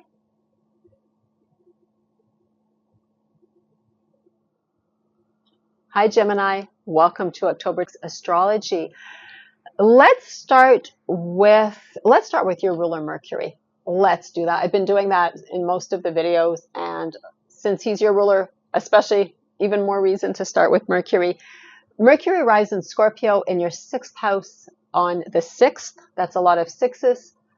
Workplace, workload, co-workers, unpaid work as well. So it could be your academic workload, it could be volunteer work. It's all those other jobs and duties where we are of service to others. The example I often give is taking out an elderly parent every week to run errands. It's our physical health, it's the body, it's tenants and employees if you have them, it's our pets also. Mercury arrives there on the 6th. Mars has been there since the end of September and will be there till the start of November. I talked a lot about Mars in Scorpio last month. I will just briefly say Mars is the traditional ruler of Scorpio and takes on his qualities of incisiveness, so leaves no stone unturned, wants to get to the bottom of things. If anything seems to be secret, Mars will be probing below the surface and looking at what's going on behind the scenes. So you can see if there's anything in the workplace that is going on that doesn't seem quite kosher, Mars isn't going to take no for an answer and is really going to examine what's going on. Mercury arrives there and just has your mental energy turned towards that. Your more communicative, perhaps. You are maybe thinking more, or you are thinking more, you're analyzing more. You're probably taking everything Mars has uncovered and really sorting through it, comparing, analyzing, again, that word, is this right? Isn't it right? Should I believe what I'm seeing? Maybe there's rumors floating around type of thing, and you're sort of weighing them and, what's right, what's not right? What do I think of all this type of thing? Mercury is, as your ruler, is very, very curious. So just adds another layer to what Mars has been doing there since the beginning. This also concerns employees if you have them, or tenants. So that might be applicable in that area as well. These two will conjunct from the 17th to the 23rd. So Mars lends his energy to Mercury, becoming even more incisive and decisive. That might be the time where you find you're really taking everything you've learned and observed and making really final, clear-cut decisions. Mars's energy in Scorpio, Mars takes on his qualities relating, to steel and sharp instruments. So that idea of just, really drawing the line, like almost, slicing the question type of thing or the issue and really making a sharp decision. Your words can take on more of an edge as well because of this conjunction between Mercury and Mars. Last thing to remember, on the 21st, Mercury enters pre-retrograde shadow, and you might be thinking, oh, not again. Yes, your ruler will go retrograde, as he does 3 times a year. In November, the whole retrograde is in November, the retrograde itself, but already in pre-retrograde shadow on the 21st. So things are going to start to slow down and communications are going to start to get mixed up. I'll link the last Mercury retrograde video I did that talks about how we can use it to our advantage, what to avoid and why. I won't go into detail in this video or next month, but I will tell you that, again, communications are going to get confused, so do guard against that from the 21st on. As we progress, it gets more and more intense. So if you do uncover something, make a decision, make a choice, and have to, settle something, do that before the 21st when you will be understood.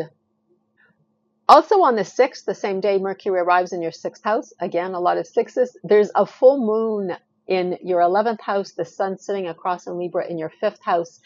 The 11th house is groups and organizations. We belong to a social circle. It's our long-term goals. The 5th house, children in our life, romance, affairs, creative pursuits, just what we do for fun. There's an idea of sovereignty with the 5th house, of individual self-expression. What do we do for fun? What do we consider entertainment? How do we express ourselves creatively, for example? The 11th house, there's always a little more idea of conformity, right? There's always some rules, written or unwritten, that have to do with the group. This is also, long-term goals. So always this idea between 11th house, 5th house, and this opposition is a creation of tension, especially an emotional one with the full moon. Just the idea of finding balance. Maybe the group is making too many demands, or there's too much conformity and you're feeling like cramped in your style. There's very much the energy of, I gotta be me. the fifth house relates to Leo, though. So that energy of, I got to be me, or I've got to express myself and I'm not able to do it, or I want to do this in terms of my long-term goal, and I'm just having trouble advancing. Often the full moon brings an ending of some sort. So you might be looking at pulling back from a group. You might be looking at modifying a long-term goal, or maybe changing certain aspects of it. Again, always a question of finding balance between these two. On the 13th, I gave you the date? Let me give you the degrees. It's on the 6th at 14 degrees of Aries. On the 13th, Venus moves into Libra, where she is very, very strong. She is the ruler of Libra, along with the ruler of Taurus. Venus really is about relationships, but in Libra expresses that sense of diplomacy, of wanting balance in relationships, of wanting harmony. So after this full moon, Venus might come in and smooth things over. Perhaps there have been discussions with children, discussions with romantic partners. Something has been going on. Also contributes greatly to our creativity here in the fifth house. And in fact, Venus is in her joy in the fifth house. So whatever tension was caused by the full moon, Venus comes in, and if you're not in a romance, Venus will definitely help contribute to that. If you are looking, even if you're not looking, she might bring something up. More harmonious relationships with children, just spending more warm, loving moments with the children in your life. You could have Venus really inspiring your creative pursuits as well.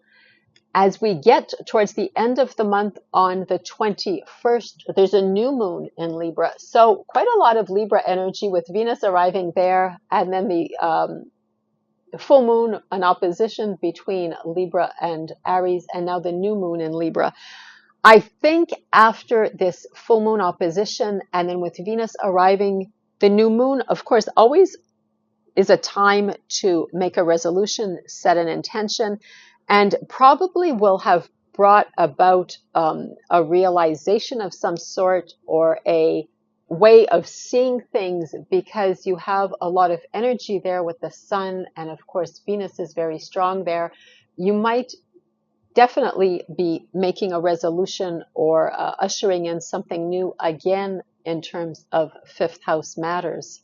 The feeling I'm getting is there's been, a lot of stuff going on. There's been an opposition which created tension. Then Venus comes in, sort of smoothing things over, really, really contributing to fifth house topics, because not only is she strong there, she's in her home sign as the ruler of Libra, but she's in her joy in the fifth house.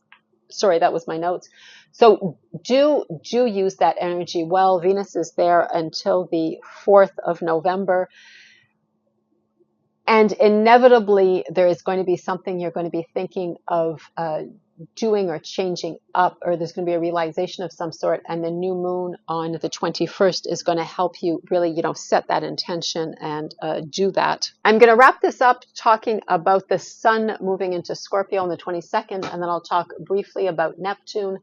So the sun leaves on the 22nd, moves into your 6th house. Can't get out of this. I've been telling all the signs, wherever this is taking place, there's just so much energy going on here that started at the end of September with Mars arriving there. The sun is your month-long yearly check-in. So just, what's going on? What is working? What isn't working? Do I need to make changes? Sometimes the sun moves through a house and it's, everything is fine. Yeah. It's all good. Sometimes it's, oh my gosh, I have to completely overhaul this. So that is what's going on here. Will there be changes? I think so.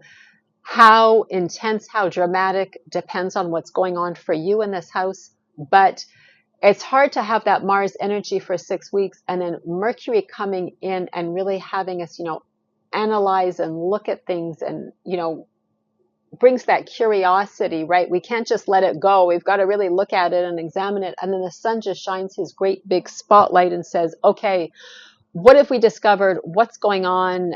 How do we rate this? Is it working? Isn't it working? What do I need to do? So I do think there will be some changes of some sort in your 6th house. In your case, Gemini, your 6th house, whether you're watching for a sun or rising, or when you do watch for the other, this is going to show up in another house, but same message, same intense energy going on there.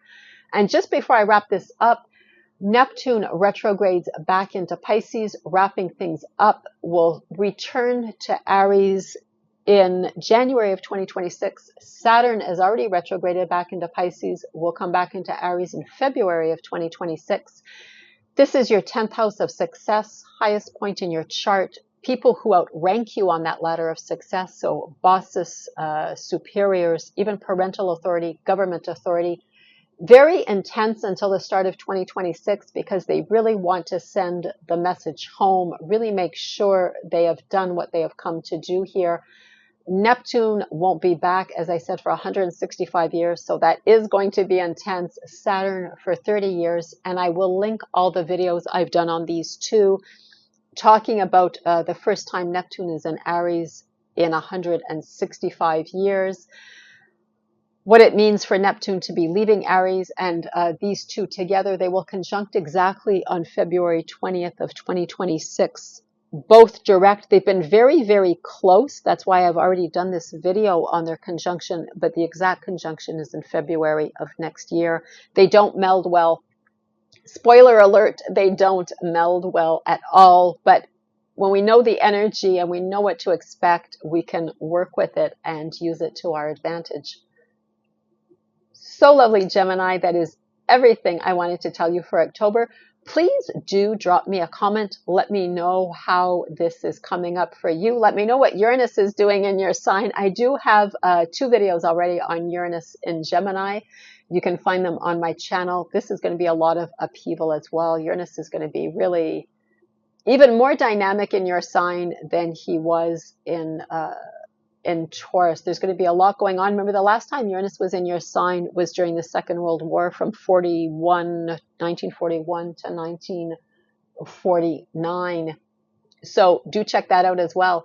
Take care, Gemini. Thanks for joining me, and I'll see you in the next one. Bye.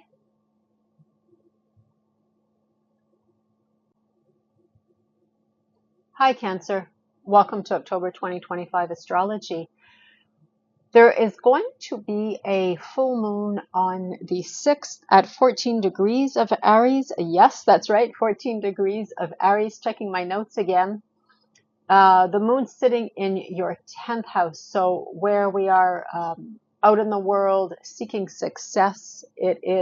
Can be career success. Often it's associated with career because that idea of success, climbing the corporate ladder. But it can be another area where you are seeking success. Maybe you belong to a volunteer organization, for example, and you want to head that up, or you want a really instrumental role in that organization. I'm thinking of one of those organizations that would have chapters like in different states and provinces or in different cities, for example, and there's a sort of a hierarchy to it, and perhaps you want to rise up in that organization. Many, many examples. In ancient astrology was the house of public reputation. So what you were known for, where you excelled, or what you were known to be excelling at. I think that's what I'm trying to say. So across from that, the sun is in the 4th house, the house associated with your sign. If the cusp of the 10th is the midhaven, the MC, the cusp of the 4th is the IC, the Imam Shelley, very intimate, private part of our chart, foundational house, the idea of family, roots, where we live in terms of homeland, province, state, the building we live in as well. So this is family of origin, family of choice. It can be roommates, other people you live with. Very, very intimate here, right? Not everyone sees us when we're at home. I always say in our Kermit the Frog slippers and Hello Kitty pajamas. And of course, 10th house where we're out in the world, often with that, more public or professional facade on. Always tension with a full moon, a lot of emotion because the moon is full, back and forth opposition between the sun and the moon. So where we are emotionally, it's going to be more emotional, and where the sun is, of course, is where our focus is, and this is until the 22nd in Libra, where our focus is, where our attention is. So you've been examining family dynamics, again, home, flat, condo, for about the last month. I'm going to say for the last month, but it'll be a month on the 22nd when the sun changes signs, just a question of finding balance. You know, the full moon can be showing you something, revealing something, maybe bringing something to an end as well. Maybe something you're going to modify or change up, because this is always where we're needed on the home front. And again, that is what's in the spotlight right now versus where we're out in the world seeking success. On the 6th as well, Mercury moves into Scorpio in your 5th house, where Mars has been since last month and will be into November. The 5th house is all our creative pursuits. It's how we express ourselves creatively. It is romance, sex, affairs. It is children, be they our children or just other important children in our lives. It's pregnancy. It's adoption as well. It's gambling and speculation, and just what we do for fun and entertainment. Mars has made you very energetic there. Maybe your creative pursuits have increased. Maybe you've been, Mars is our ego, but also our sex drive. So maybe you've been pursuing somebody romantically very, very intensely and directly. I won't repeat all of last month's video, but Mars in Scorpio, the traditional ruler, really looks below the surface. So if there's anything that doesn't seem right, that seems secretive, Mars is really going to be undercover. Maybe he will be undercover, uncovering things and getting to the bottom of that.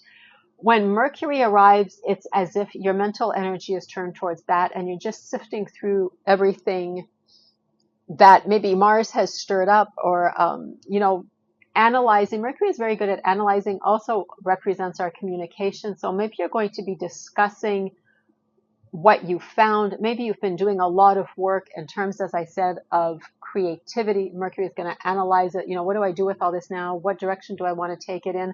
Maybe it does have to do with a romance or with children in your life, and there's going to be discussions around something that has to do with them. Mercury also conjuncts Mars from the 17th to the 23rd. So just really a lot of mental energy and a lot of energy in general, and your ability to decide to, Mars is the traditional ruler of Scorpio, has this, incisiveness, takes on his, I'll say, powers of being related to sharp objects, of being related to surgeons. So you might be making decisions, very clear-cut decisions. There won't be much hesitation. There's really that idea of just, carving it with a knife almost and deciding, really clearly what the choice is going to be. I'm going to try to do this in order, but I always find myself backtracking because then there's a lot going on. But this period from the 17th to the 23rd, do know that on the 22nd, the sun is going to be there as well. So I'll talk about that when I put the sun there. Just going to add focus to all of that. The other thing I did want to mention about Mercury before I go back to the sun and Venus is that by the 21st, Mercury is in pre-retrograde shadow. So communications are going to start to get mixed up. I will link the last Mercury retrograde video I did. I think it's the most comprehensive one, but just do know as the days advance, so probably won't be too noticeable on the 21st, but as we get into it more and more, the Mercury retrograde effects and even the pre-retrograde shadow effects are going to be felt. So discussions will become confused. People won't understand you, or you won't understand them. Good idea to settle whatever you want to settle. I'd say before the 21st, but at the latest, the first days of that retrograde. Retrograde itself is from the 9th to the 29th of November, and it's going to happen between Scorpio and Sagittarius. On the 13th, Venus moves into Libra. Venus is the ruler of Libra and takes on her very social aspect, wanting peace, wanting balance. The symbol of Libra is the scale. So Venus likes a lot of harmony, a lot of balance. Whatever has come up with your focus of the sun there, whatever perhaps the full moon stirred up, then Venus comes along and probably will smooth everything over. This is a great time to discuss things with family. If there is something you've been meaning to talk about, if it's roommates as well, other people you live with, great time to do so. It can just be more warm, loving, intimate moments with family. You're just going to make more time for that type of thing. But family get-togethers or family dinners, for example. On the 21st, just before the sun leaves, there's a new moon, a lot of stuff going on there, again in Libra in your 4th house. So we had an opposition between where you're out and about in the world seeking success and home and family and the place you live. And now there's a new moon there.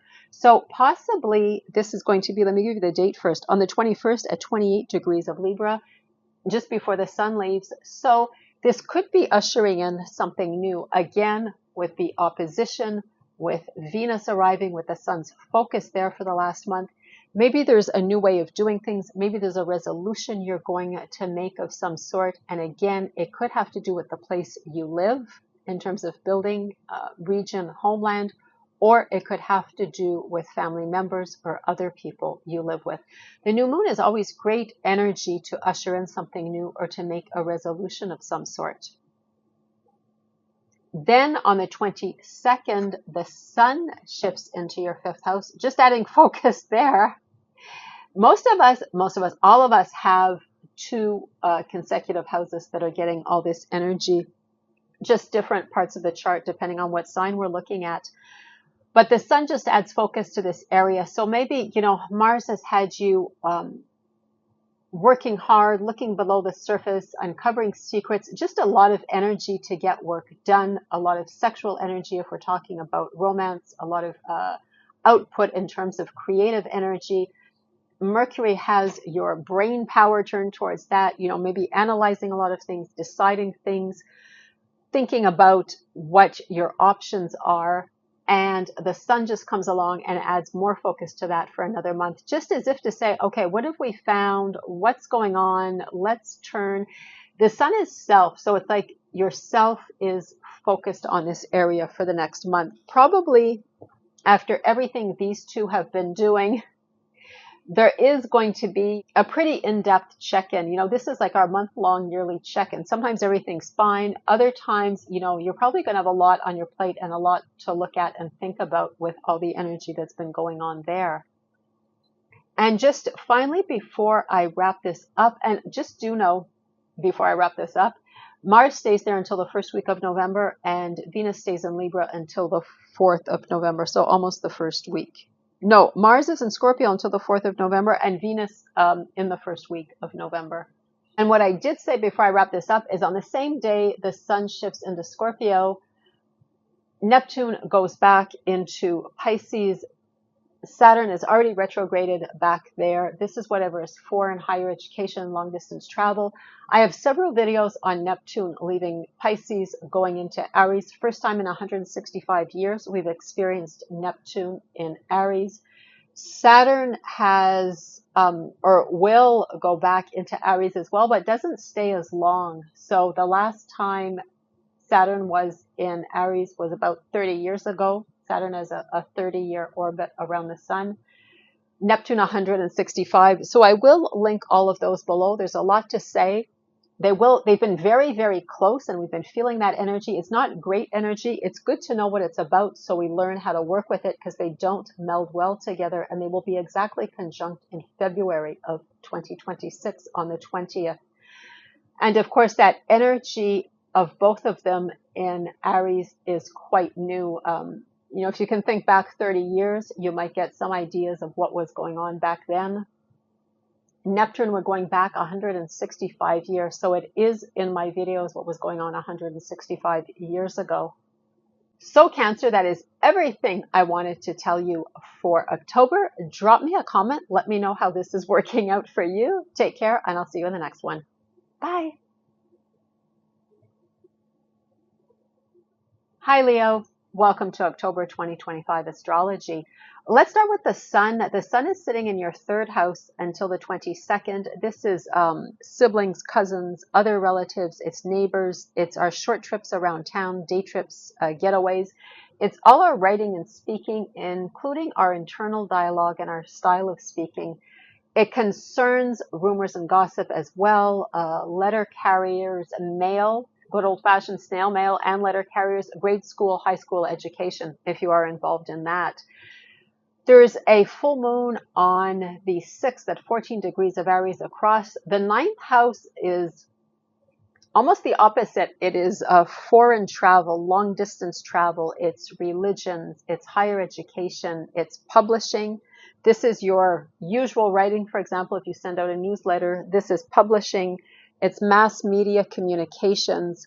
I mentioned religions. So everything that is, propaganda falls here as well. It's all that communication outside of us. It's all those things that can expand the mind, that can broaden our horizons. I say this is usually an opposition between our familiar faces and places and what's different. And the full moon can highlight something, can bring something to an end, maybe a way of seeing things or a way of doing things. Maybe you have gone back to school this fall and you are learning new things and it's changing your life outlook, for example. And the sun sits here in your third house with your familiar faces and places. And sometimes this opposition manifests as a feeling of, am I moving away from what's familiar? It's a bit heart-wrenching. It's a bit nostalgic. But at the same time, there's things to learn and to explore out there in the world. Or it can be even, oh, you're so different now. You're getting people here concerned by the third house. Oh, you've gone away. You've become different. It can just be meeting people from different cultural backgrounds. Oh, you're so different. You're not like you were before. You've gone away and you've changed, type of thing, like in the movies. But the full moon does bring a lot of emotion, maybe in relation to something that's going on here in the ninth house. And of course, your focus is here with the sun. So you can see how we get this opposition. Always just a question of finding balance. The same day this happens, on the 6th, Mercury moves into Scorpio, where Mars has been since September and will be until the 4th of November. Mars, the traditional ruler of Scorpio, I won't repeat last month's video, but Mars takes on his qualities of incisiveness and looking below the surface, that idea of being related to surgeons and sharp instruments. So really probing below the surface. I said if there's anything going on in terms of home and family, in terms of, the building you live in, state, province, Mars is going to uncover that. Mars won't be taking no for an answer. Then Mercury arrives and just begins to analyze all that. Mercury is our thoughts. It's analytical thought. It's all our communications as well. So perhaps you do have a lot of back and forth. Mercury also rules commerce. So something to do with the actual place you live in. You're transacting, discussing, there's some sort of a commercial agreement to have something done. Maybe this is just discussions with family members. Maybe you have come across a lot of information and now you're really sifting through it, analyzing it, seeing what you think about it. This is also family traditions or paternal traditions. So maybe you've uncovered something there as well. Mercury will conjunct Mars from the 17th to the 23rd, making your speaking and thinking particularly sharp. So if you make choices, they will be quite decisive. Think again, Mars, related to sharp instruments, just like really slicing through everything. And what you say can have a bit of edge to it, courtesy of Mars, of course. Remember, by then, the sun will be there also, arriving on the 22nd, so there will be even more focus to that area. And finally, Mercury will enter pre-retrograde shadow on the 21st. The retrograde itself is in November, but already Mercury is going to start to slow down. So if you do have something to discuss, I would say no later than those first days following the 21st, because the more we go, the slower Mercury gets, and the more communications are going to get confused. Also, anything in terms of commercial agreements, if you're having something done in your home, some sort of repair or redesign or work done. I will link the last Mercury retrograde video I did. It is quite comprehensive, gives all the do's and don'ts and how to work with the Mercury retrograde energy, but I'm not going to repeat all that here because it will be super, super long. On the 13th, Venus moves into Libra in your third house, just sweetening everything. Venus is the ruler of Libra, so she is at home there, very, very strong there. Finds her expression in socializing, creating relationships, deepening relationships, and finding balance. Remember, the symbol of Libra is the scales. So once wants to enter into relationship or deepen the relationships that are there. Maybe you're just spending more time with your siblings or cousins or other relatives. Maybe if you have to discuss something, this is really the time to do so. Venus is a wonderful energy, really that feeling of win-win. Whatever you say or write, your words are sweetened with Venus there. There is a new moon on the 21st, just before the sun leaves. Oops, let me fit him in. I hope all this fits. Let me squish the moon. Okay. Oh, that works. Okay, yes, we're good. We're good, we're good. We fit everybody in. New moon on the 21st at 28 degrees of Libra. After all this energy here, you know, the opposition of the full moon, Venus arriving there, you could be definitely making a resolution of some sort, ushering something in. It could be just spending more time with your siblings. It could be, you know, this is short trips, like day trips and weekend getaways. Maybe you're just deciding to do those more often, especially if there's something beautiful to see. You know, Venus there would want you to take a day trip or a weekend getaway and admire fall colors or admire, you know, beautiful serene lake with all the trees changing colors in the distance, something, you know, along those lines, right? Venus really finds her expression of aesthetic beauty in Libra as well. So it could be something like that, getting together with your siblings more often. It could be something like writing more. You know, maybe you have, as I said, a newsletter, something you, a platform you post on regularly. Maybe you're just deciding to do that more often. Maybe, you know, between what was going on in the ninth house and the third house, you've realized something, and part of that finding balance is just ushering in something new here. So often we think new means I'm starting something. It can be a new way of doing things that lets go of something. You know, if I delegate something, that is a new way of doing things, but it also ends my obligation to do it all the time. I hope this is sounding very, very cryptic, but it's just the idea that, you know, in an ending is a beginning and in a beginning is an ending type of thing. I think that's what I'm trying to say. Then on the 22nd, the sun moves into your fourth house. So really 2 consecutive houses getting a lot of the attention this month. Just adding focus to whatever these two have been doing. It's like there's been a lot going on, definitely a lot of things stirred up with Mars, but then the sun comes along, your month-long yearly check-in, big bright beams focusing on this area, and it's like your attention is turned towards there. It's like, okay, what's going on? What needs to be overhauled? What needs to be changed? What is going fine? I'm getting the feeling, you know, this yearly check-in could be, hey, everything's fine, you know, nothing different. But with all the energy that has been here, there might be changes made. You might really be thinking about, yes, you know, this is the way I want things to be now. This decision that Mercury has made, yep, you know, that's what I'm going to do. And it's going to be very, I don't want to say drastic, but it could be, and it feels to me as if it will be. There's a lot of, just as I said, that, you know, the knife cutting through and that's it and we're not going back type of thing. And remember, Mercury will still be conjuncting Mars the day of and the day after that the sun arrives. So I'm getting the feeling, Leo, it's as if a decision is imminent. It's been a long time coming, and then we're going to take that decision and we're going to go ahead with that. Also on the 22nd, and I'm going to wrap up on this, Neptune moves back into Pisces. I have several videos on Neptune leaving Pisces, moving into Aries, first time in 165 years that we've been experiencing Neptune and Aries. The conjunction with Saturn, they don't meld well together. Definitely worth the watch for that video to learn how to work with that energy.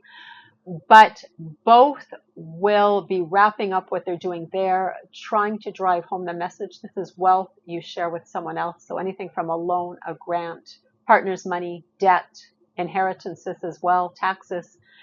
Wrapping this up quite intense because Neptune won't be back in this lifetime, won't be back for 165 years, and Saturn won't be back for 30 years. So there's really a message there that they're trying to drive home. And then in January and February, they will both move into your ninth house to stay for a few years. Saturn, a couple of years, and Neptune for about 12, roughly, in your 9th house. So Leo, that is everything I wanted to tell you for October. Drop me a comment. Let me know how this is playing out for you. Take care, and I'll see you in the next one. Bye.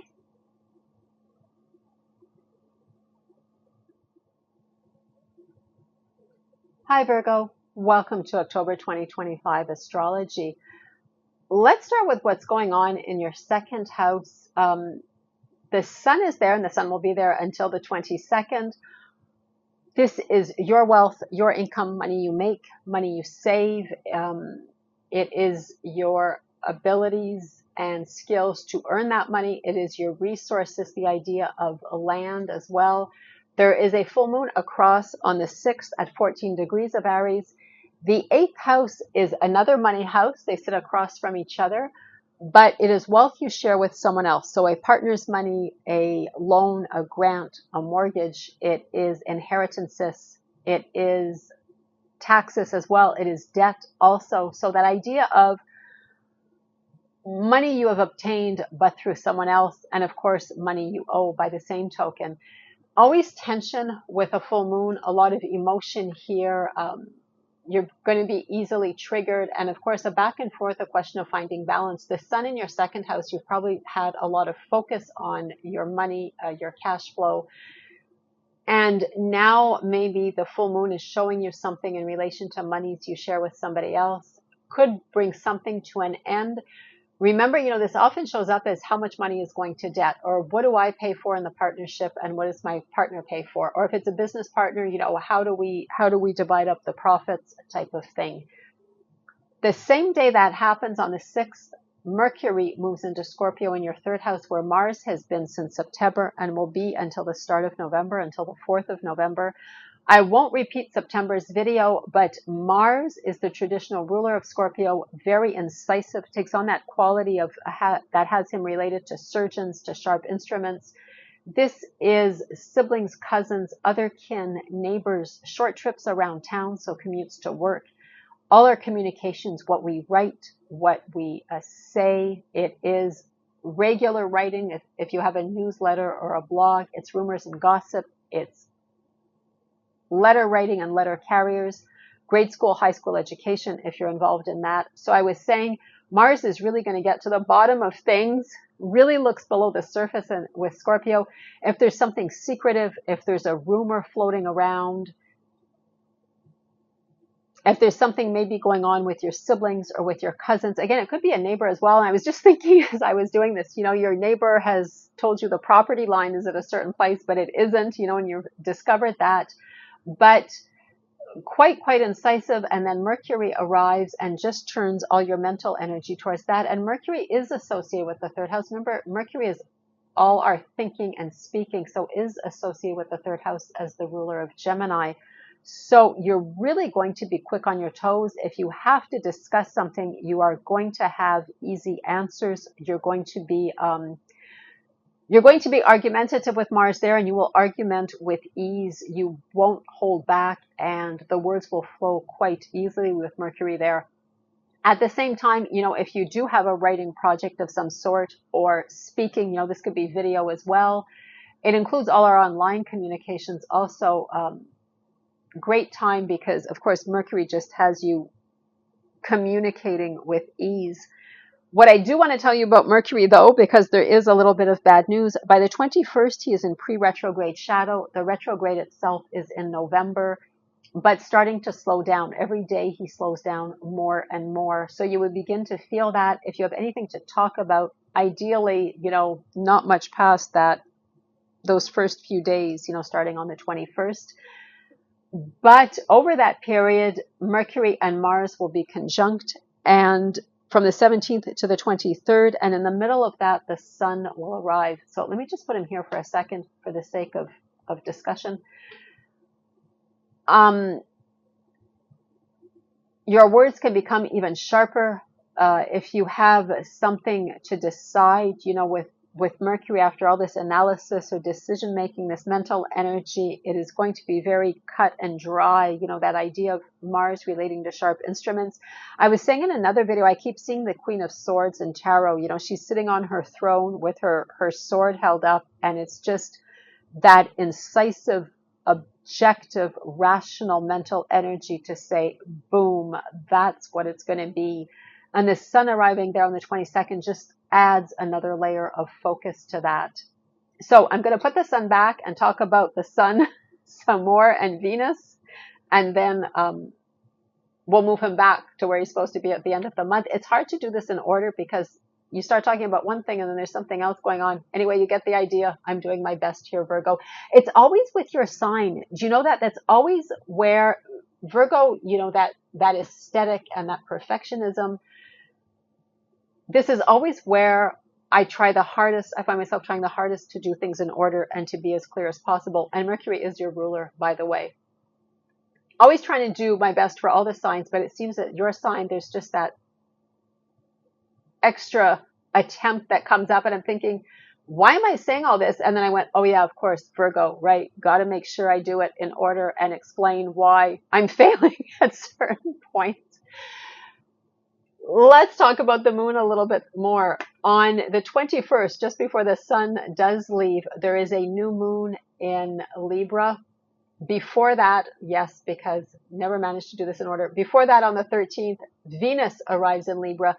Venus is the ruler of Libra. She finds her expression in Libra of beauty very much.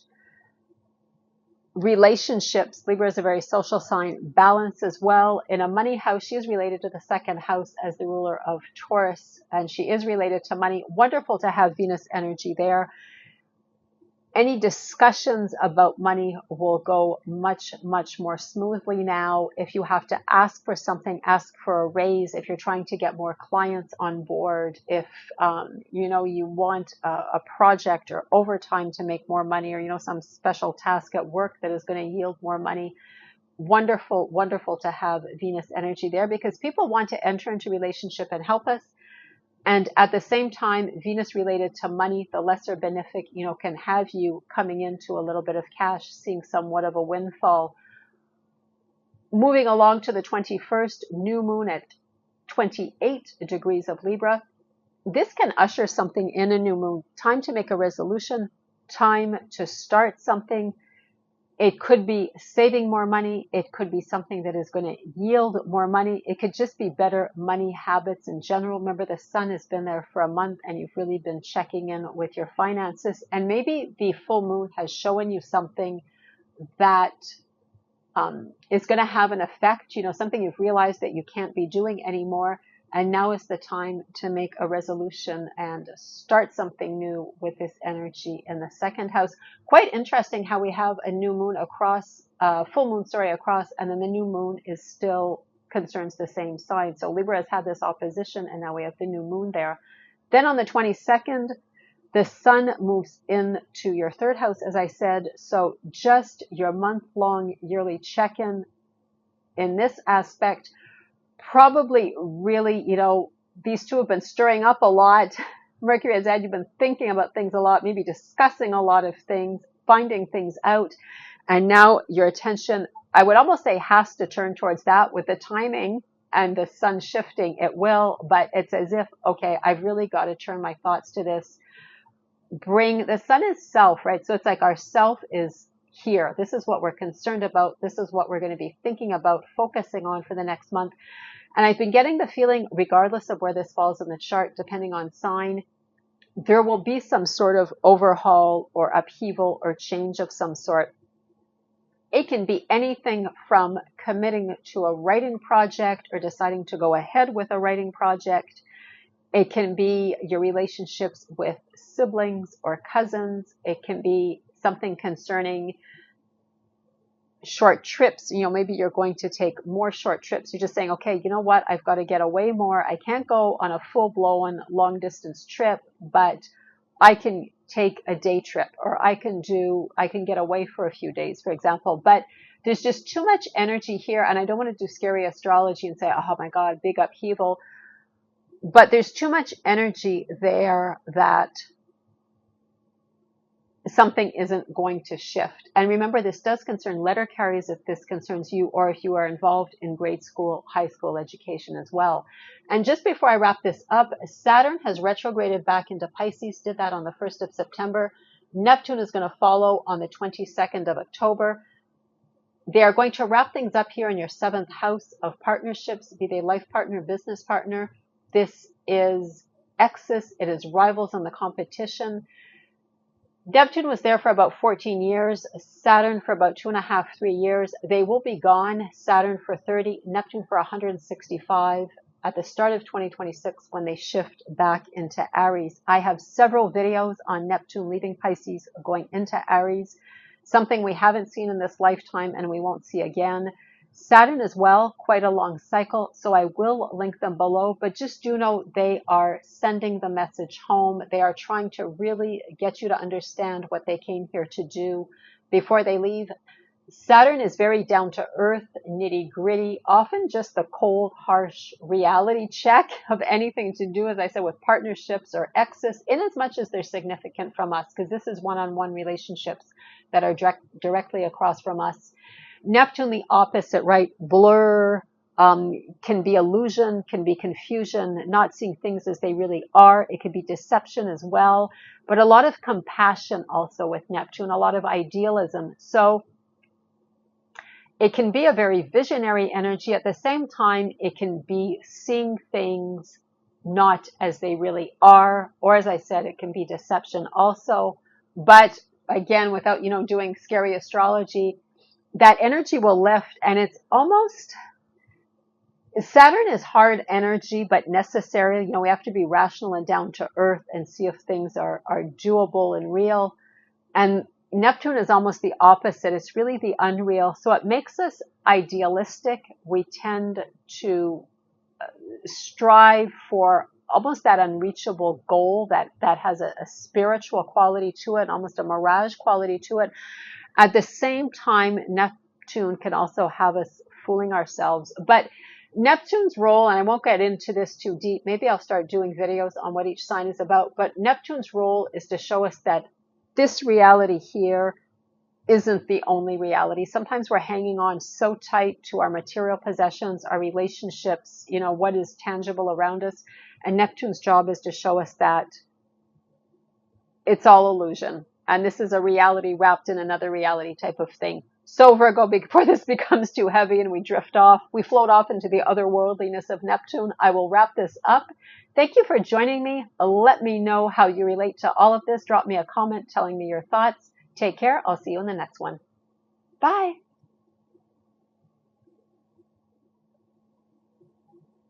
Hi, Libra. Welcome to October 2025 astrology.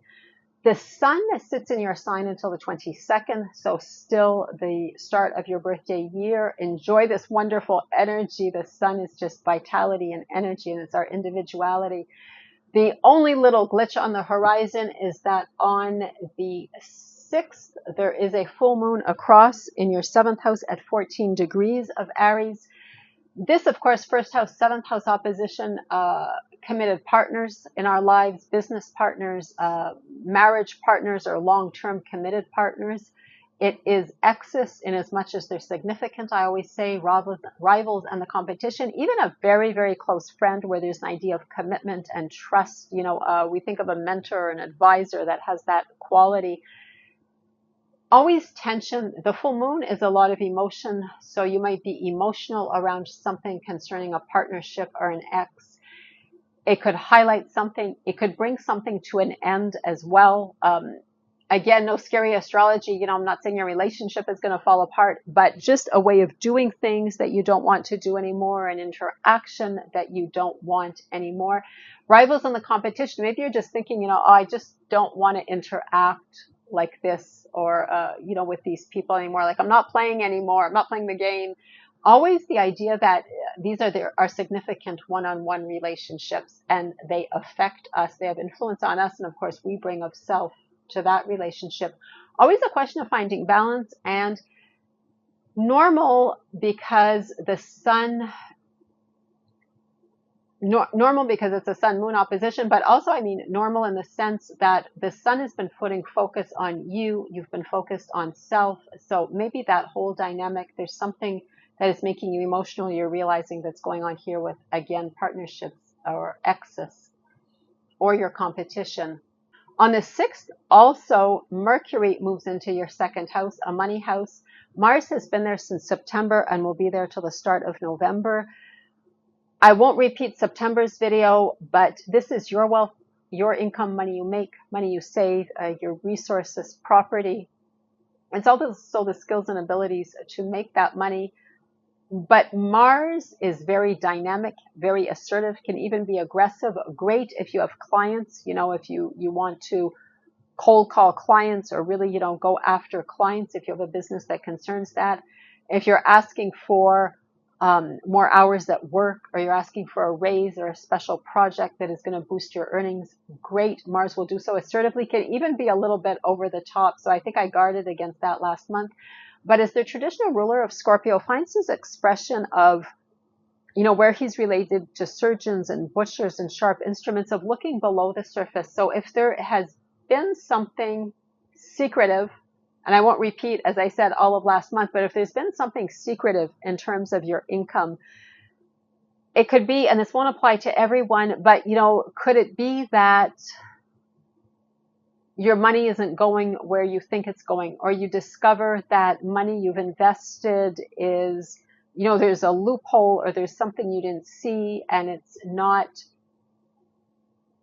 doing what it's supposed to do, or maybe does somebody manage your money for you or manage your investments for you, and, a discovery is going to be made. There's many, many possibilities. It could even concern, you discover that you're not making as much money as someone else who is doing the same work, for example. But Mars will not take no for an answer in asserting himself and looking below the surface and discovering things. A lot of research with Mars in Scorpio. Mercury arrives there on the 6th, just turning your thoughts towards that. So Mercury, remember, is all our communications, but it's also our mind power and our thinking. So we bring our thinking to this. What's going on? I'm analyzing things. I'm looking at things, a lot of mental energy, sifting through things. Maybe you're just doing a really big, deep dive into where is my money going, and so often we don't pay attention to our finances. And I say this as a Taurus sun that, is related to the second house. And astrologer Georgia Nichols says, Taurus, you're the financial wizard of the zodiac. And I'm always going, what? What are you talking about? But, once in a while you have to really look at where your money's going and think, okay, how did this happen? You've probably had this. Anyway, I've had this happen. Stopped having it happen because it was making me sleepless at night. But your credit card bill comes in and you're like, what the heck did I do? And you almost think, oh, there's a mistake, this can't be. And then you start looking and you think, oh yeah, that was all me, So that type of deep dive, and then just analyzing everything, right? What is necessary? What isn't necessary? Where's my money going? What am I doing type of thing? Maybe discussing this with someone as well, because Mercury is very communicative and has that urge to, discuss and exchange, and is curious and wants to learn and know. Having said all that, on the 21st, Mercury will start his pre-retrograde shadow. The last of the Mercury retrogrades is going to be all in November, but he is already slowing down. So you will feel that Mercury causes confusion in communications, likes to wreak havoc with numbers as well. So if you do something, 21st, it's not like a light switch, right? It's not like boom, okay? But the more the days go on, the more perturbed Mercury is going to become. From the 17th to the 23rd, Mercury and Mars will conjunct. So your words will be even sharper. Your mental clarity will be even sharper. And I've been saying, and by then, in the middle of that, on the 22nd, the sun will arrive there. So I'm just going to move him here for the sake of discussion. I think your mind will become razor sharp. Again, that idea of sharp instruments courtesy of Mars, and your decisions will just cut through everything. I keep saying I'm envisioning the Queen of Swords in tarot that sits there with her sword held upright. I'll probably put the picture up on screen just so you'll know what I'm talking about, because I keep talking about it.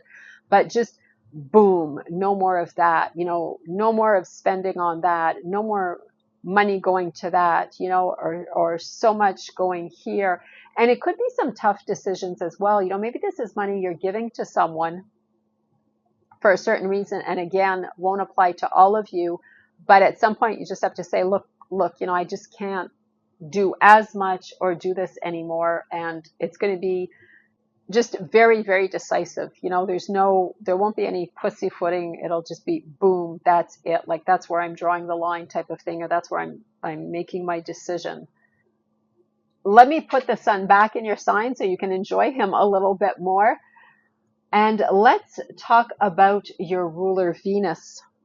Venus moves into your sign Libra, lucky you, on the 13th. Venus is your ruler, just finds her expression of being social, wanting to enter into relationship with others, that idea of harmony and balance. Remember, you are represented by the scale. So there until the start of November, there along with the sun until the 22nd when the sun leaves. So just wonderful. I'm getting the feeling a lot of socializing, a lot of just schmoozing. Again, I'm using a word Georgia Nichols uses a lot of schmoozing, just, hi, how are you, going out, meeting people, just always in a very lovely setting. That idea of aesthetic beauty of Venus really finds her expression when she is at home in her sign, in your sign. Also wonderful when Venus is in our sign to get photos taken. There is that increase of beauty in appearance. Just seems to be a really good time to get headshots taken, whether you need it for a company profile, for a website, just for yourself. Wonderful to do when Venus is in our first house. Venus will also have you buying luxury items. Venus loves beautiful things. I'm sure you know that. So you will probably be spoiling yourself for your birthday, or even if you're a Libra rising, right? The start of your year, and you'll just have that urge to, whole new makeup line, new wardrobe, new fall items, getting your hair done, getting a beauty treatment, cosmetic treatment of some sort. Then on the 22nd, we have to talk about the new moon. Whoopsie. The new moon on the 21st, yes, because there's not enough planets in your sign, Libra. Let's add one more. New moon on the 21st at 28 degrees of your sign, ushering in something new, time for a resolution, time to begin something. You've had the sun there for the past month, so reflecting on self. This is very much our outer self, how others perceive us, how we show up in person, how we show up online, what we look like physically. So maybe you've been pondering that. Venus arrives and encourages you, in the whole beauty aspect, physical well-being, socializing. We had the full moon across. So maybe you've been noticing something about you in relation to partnerships. And now the new moon arrives. So you will probably be making a resolution of some sort, or starting something, or beginning a new way of doing things. Then on the 22nd, and I'm going to wrap up with the 22nd, talking about the sun and Neptune. The sun arrives in your second house, just bringing your focus here. And it's almost as if we have no choice to bring your focus here, because so much has been going on with Mars and Mercury. And now the sun just shining his great big spotlight, saying, okay, what's going on? What needs to change? What have we uncovered? What is all Mercury's research showing me? I'm getting the feeling for each sign, regardless of what house this shows up in, there will be some sort of overhaul or some sort of change or modification going on, because there's just been a lot of deep diving and thinking and analyzing. On the 22nd as well, Neptune moves back into Pisces, wrapping things up there. Saturn is already there, wrapping things up. By the start of 2026, in January and February, they will move back into your seventh house. Neptune will be there for about 12 years, first time in 165 years. Saturn will be there for the first time in 30 years. I say first time, they've already made an entrance into Aries, but this is the first time we've seen this happen. So Saturn won't be back in your sixth house for 30 years, and Neptune, well, we won't see that in this lifetime. This is your physical health, your pets, work, paid or unpaid, other jobs and duties you have, or where you are in service to others. It can be like volunteer work, or just a responsibility, a job you have on a regular basis that serves others. If your job is being a stay-at-home parent, that is also part of the sixth house. For example, It's our physical health. So it has everything to do with our lifestyle routines and maintenance of the body. So a lot of intense energy there. It is also coworkers and workload as well, or academic workload. So intense energy there because these two really want to give you the message before they leave because they won't be back for a really, really long time. So Libra, that is everything I wanted to tell you for October. Drop me a comment. Let me know how this is playing out for you. Take care. Thanks for joining me, and I'll see you in the next one. Bye.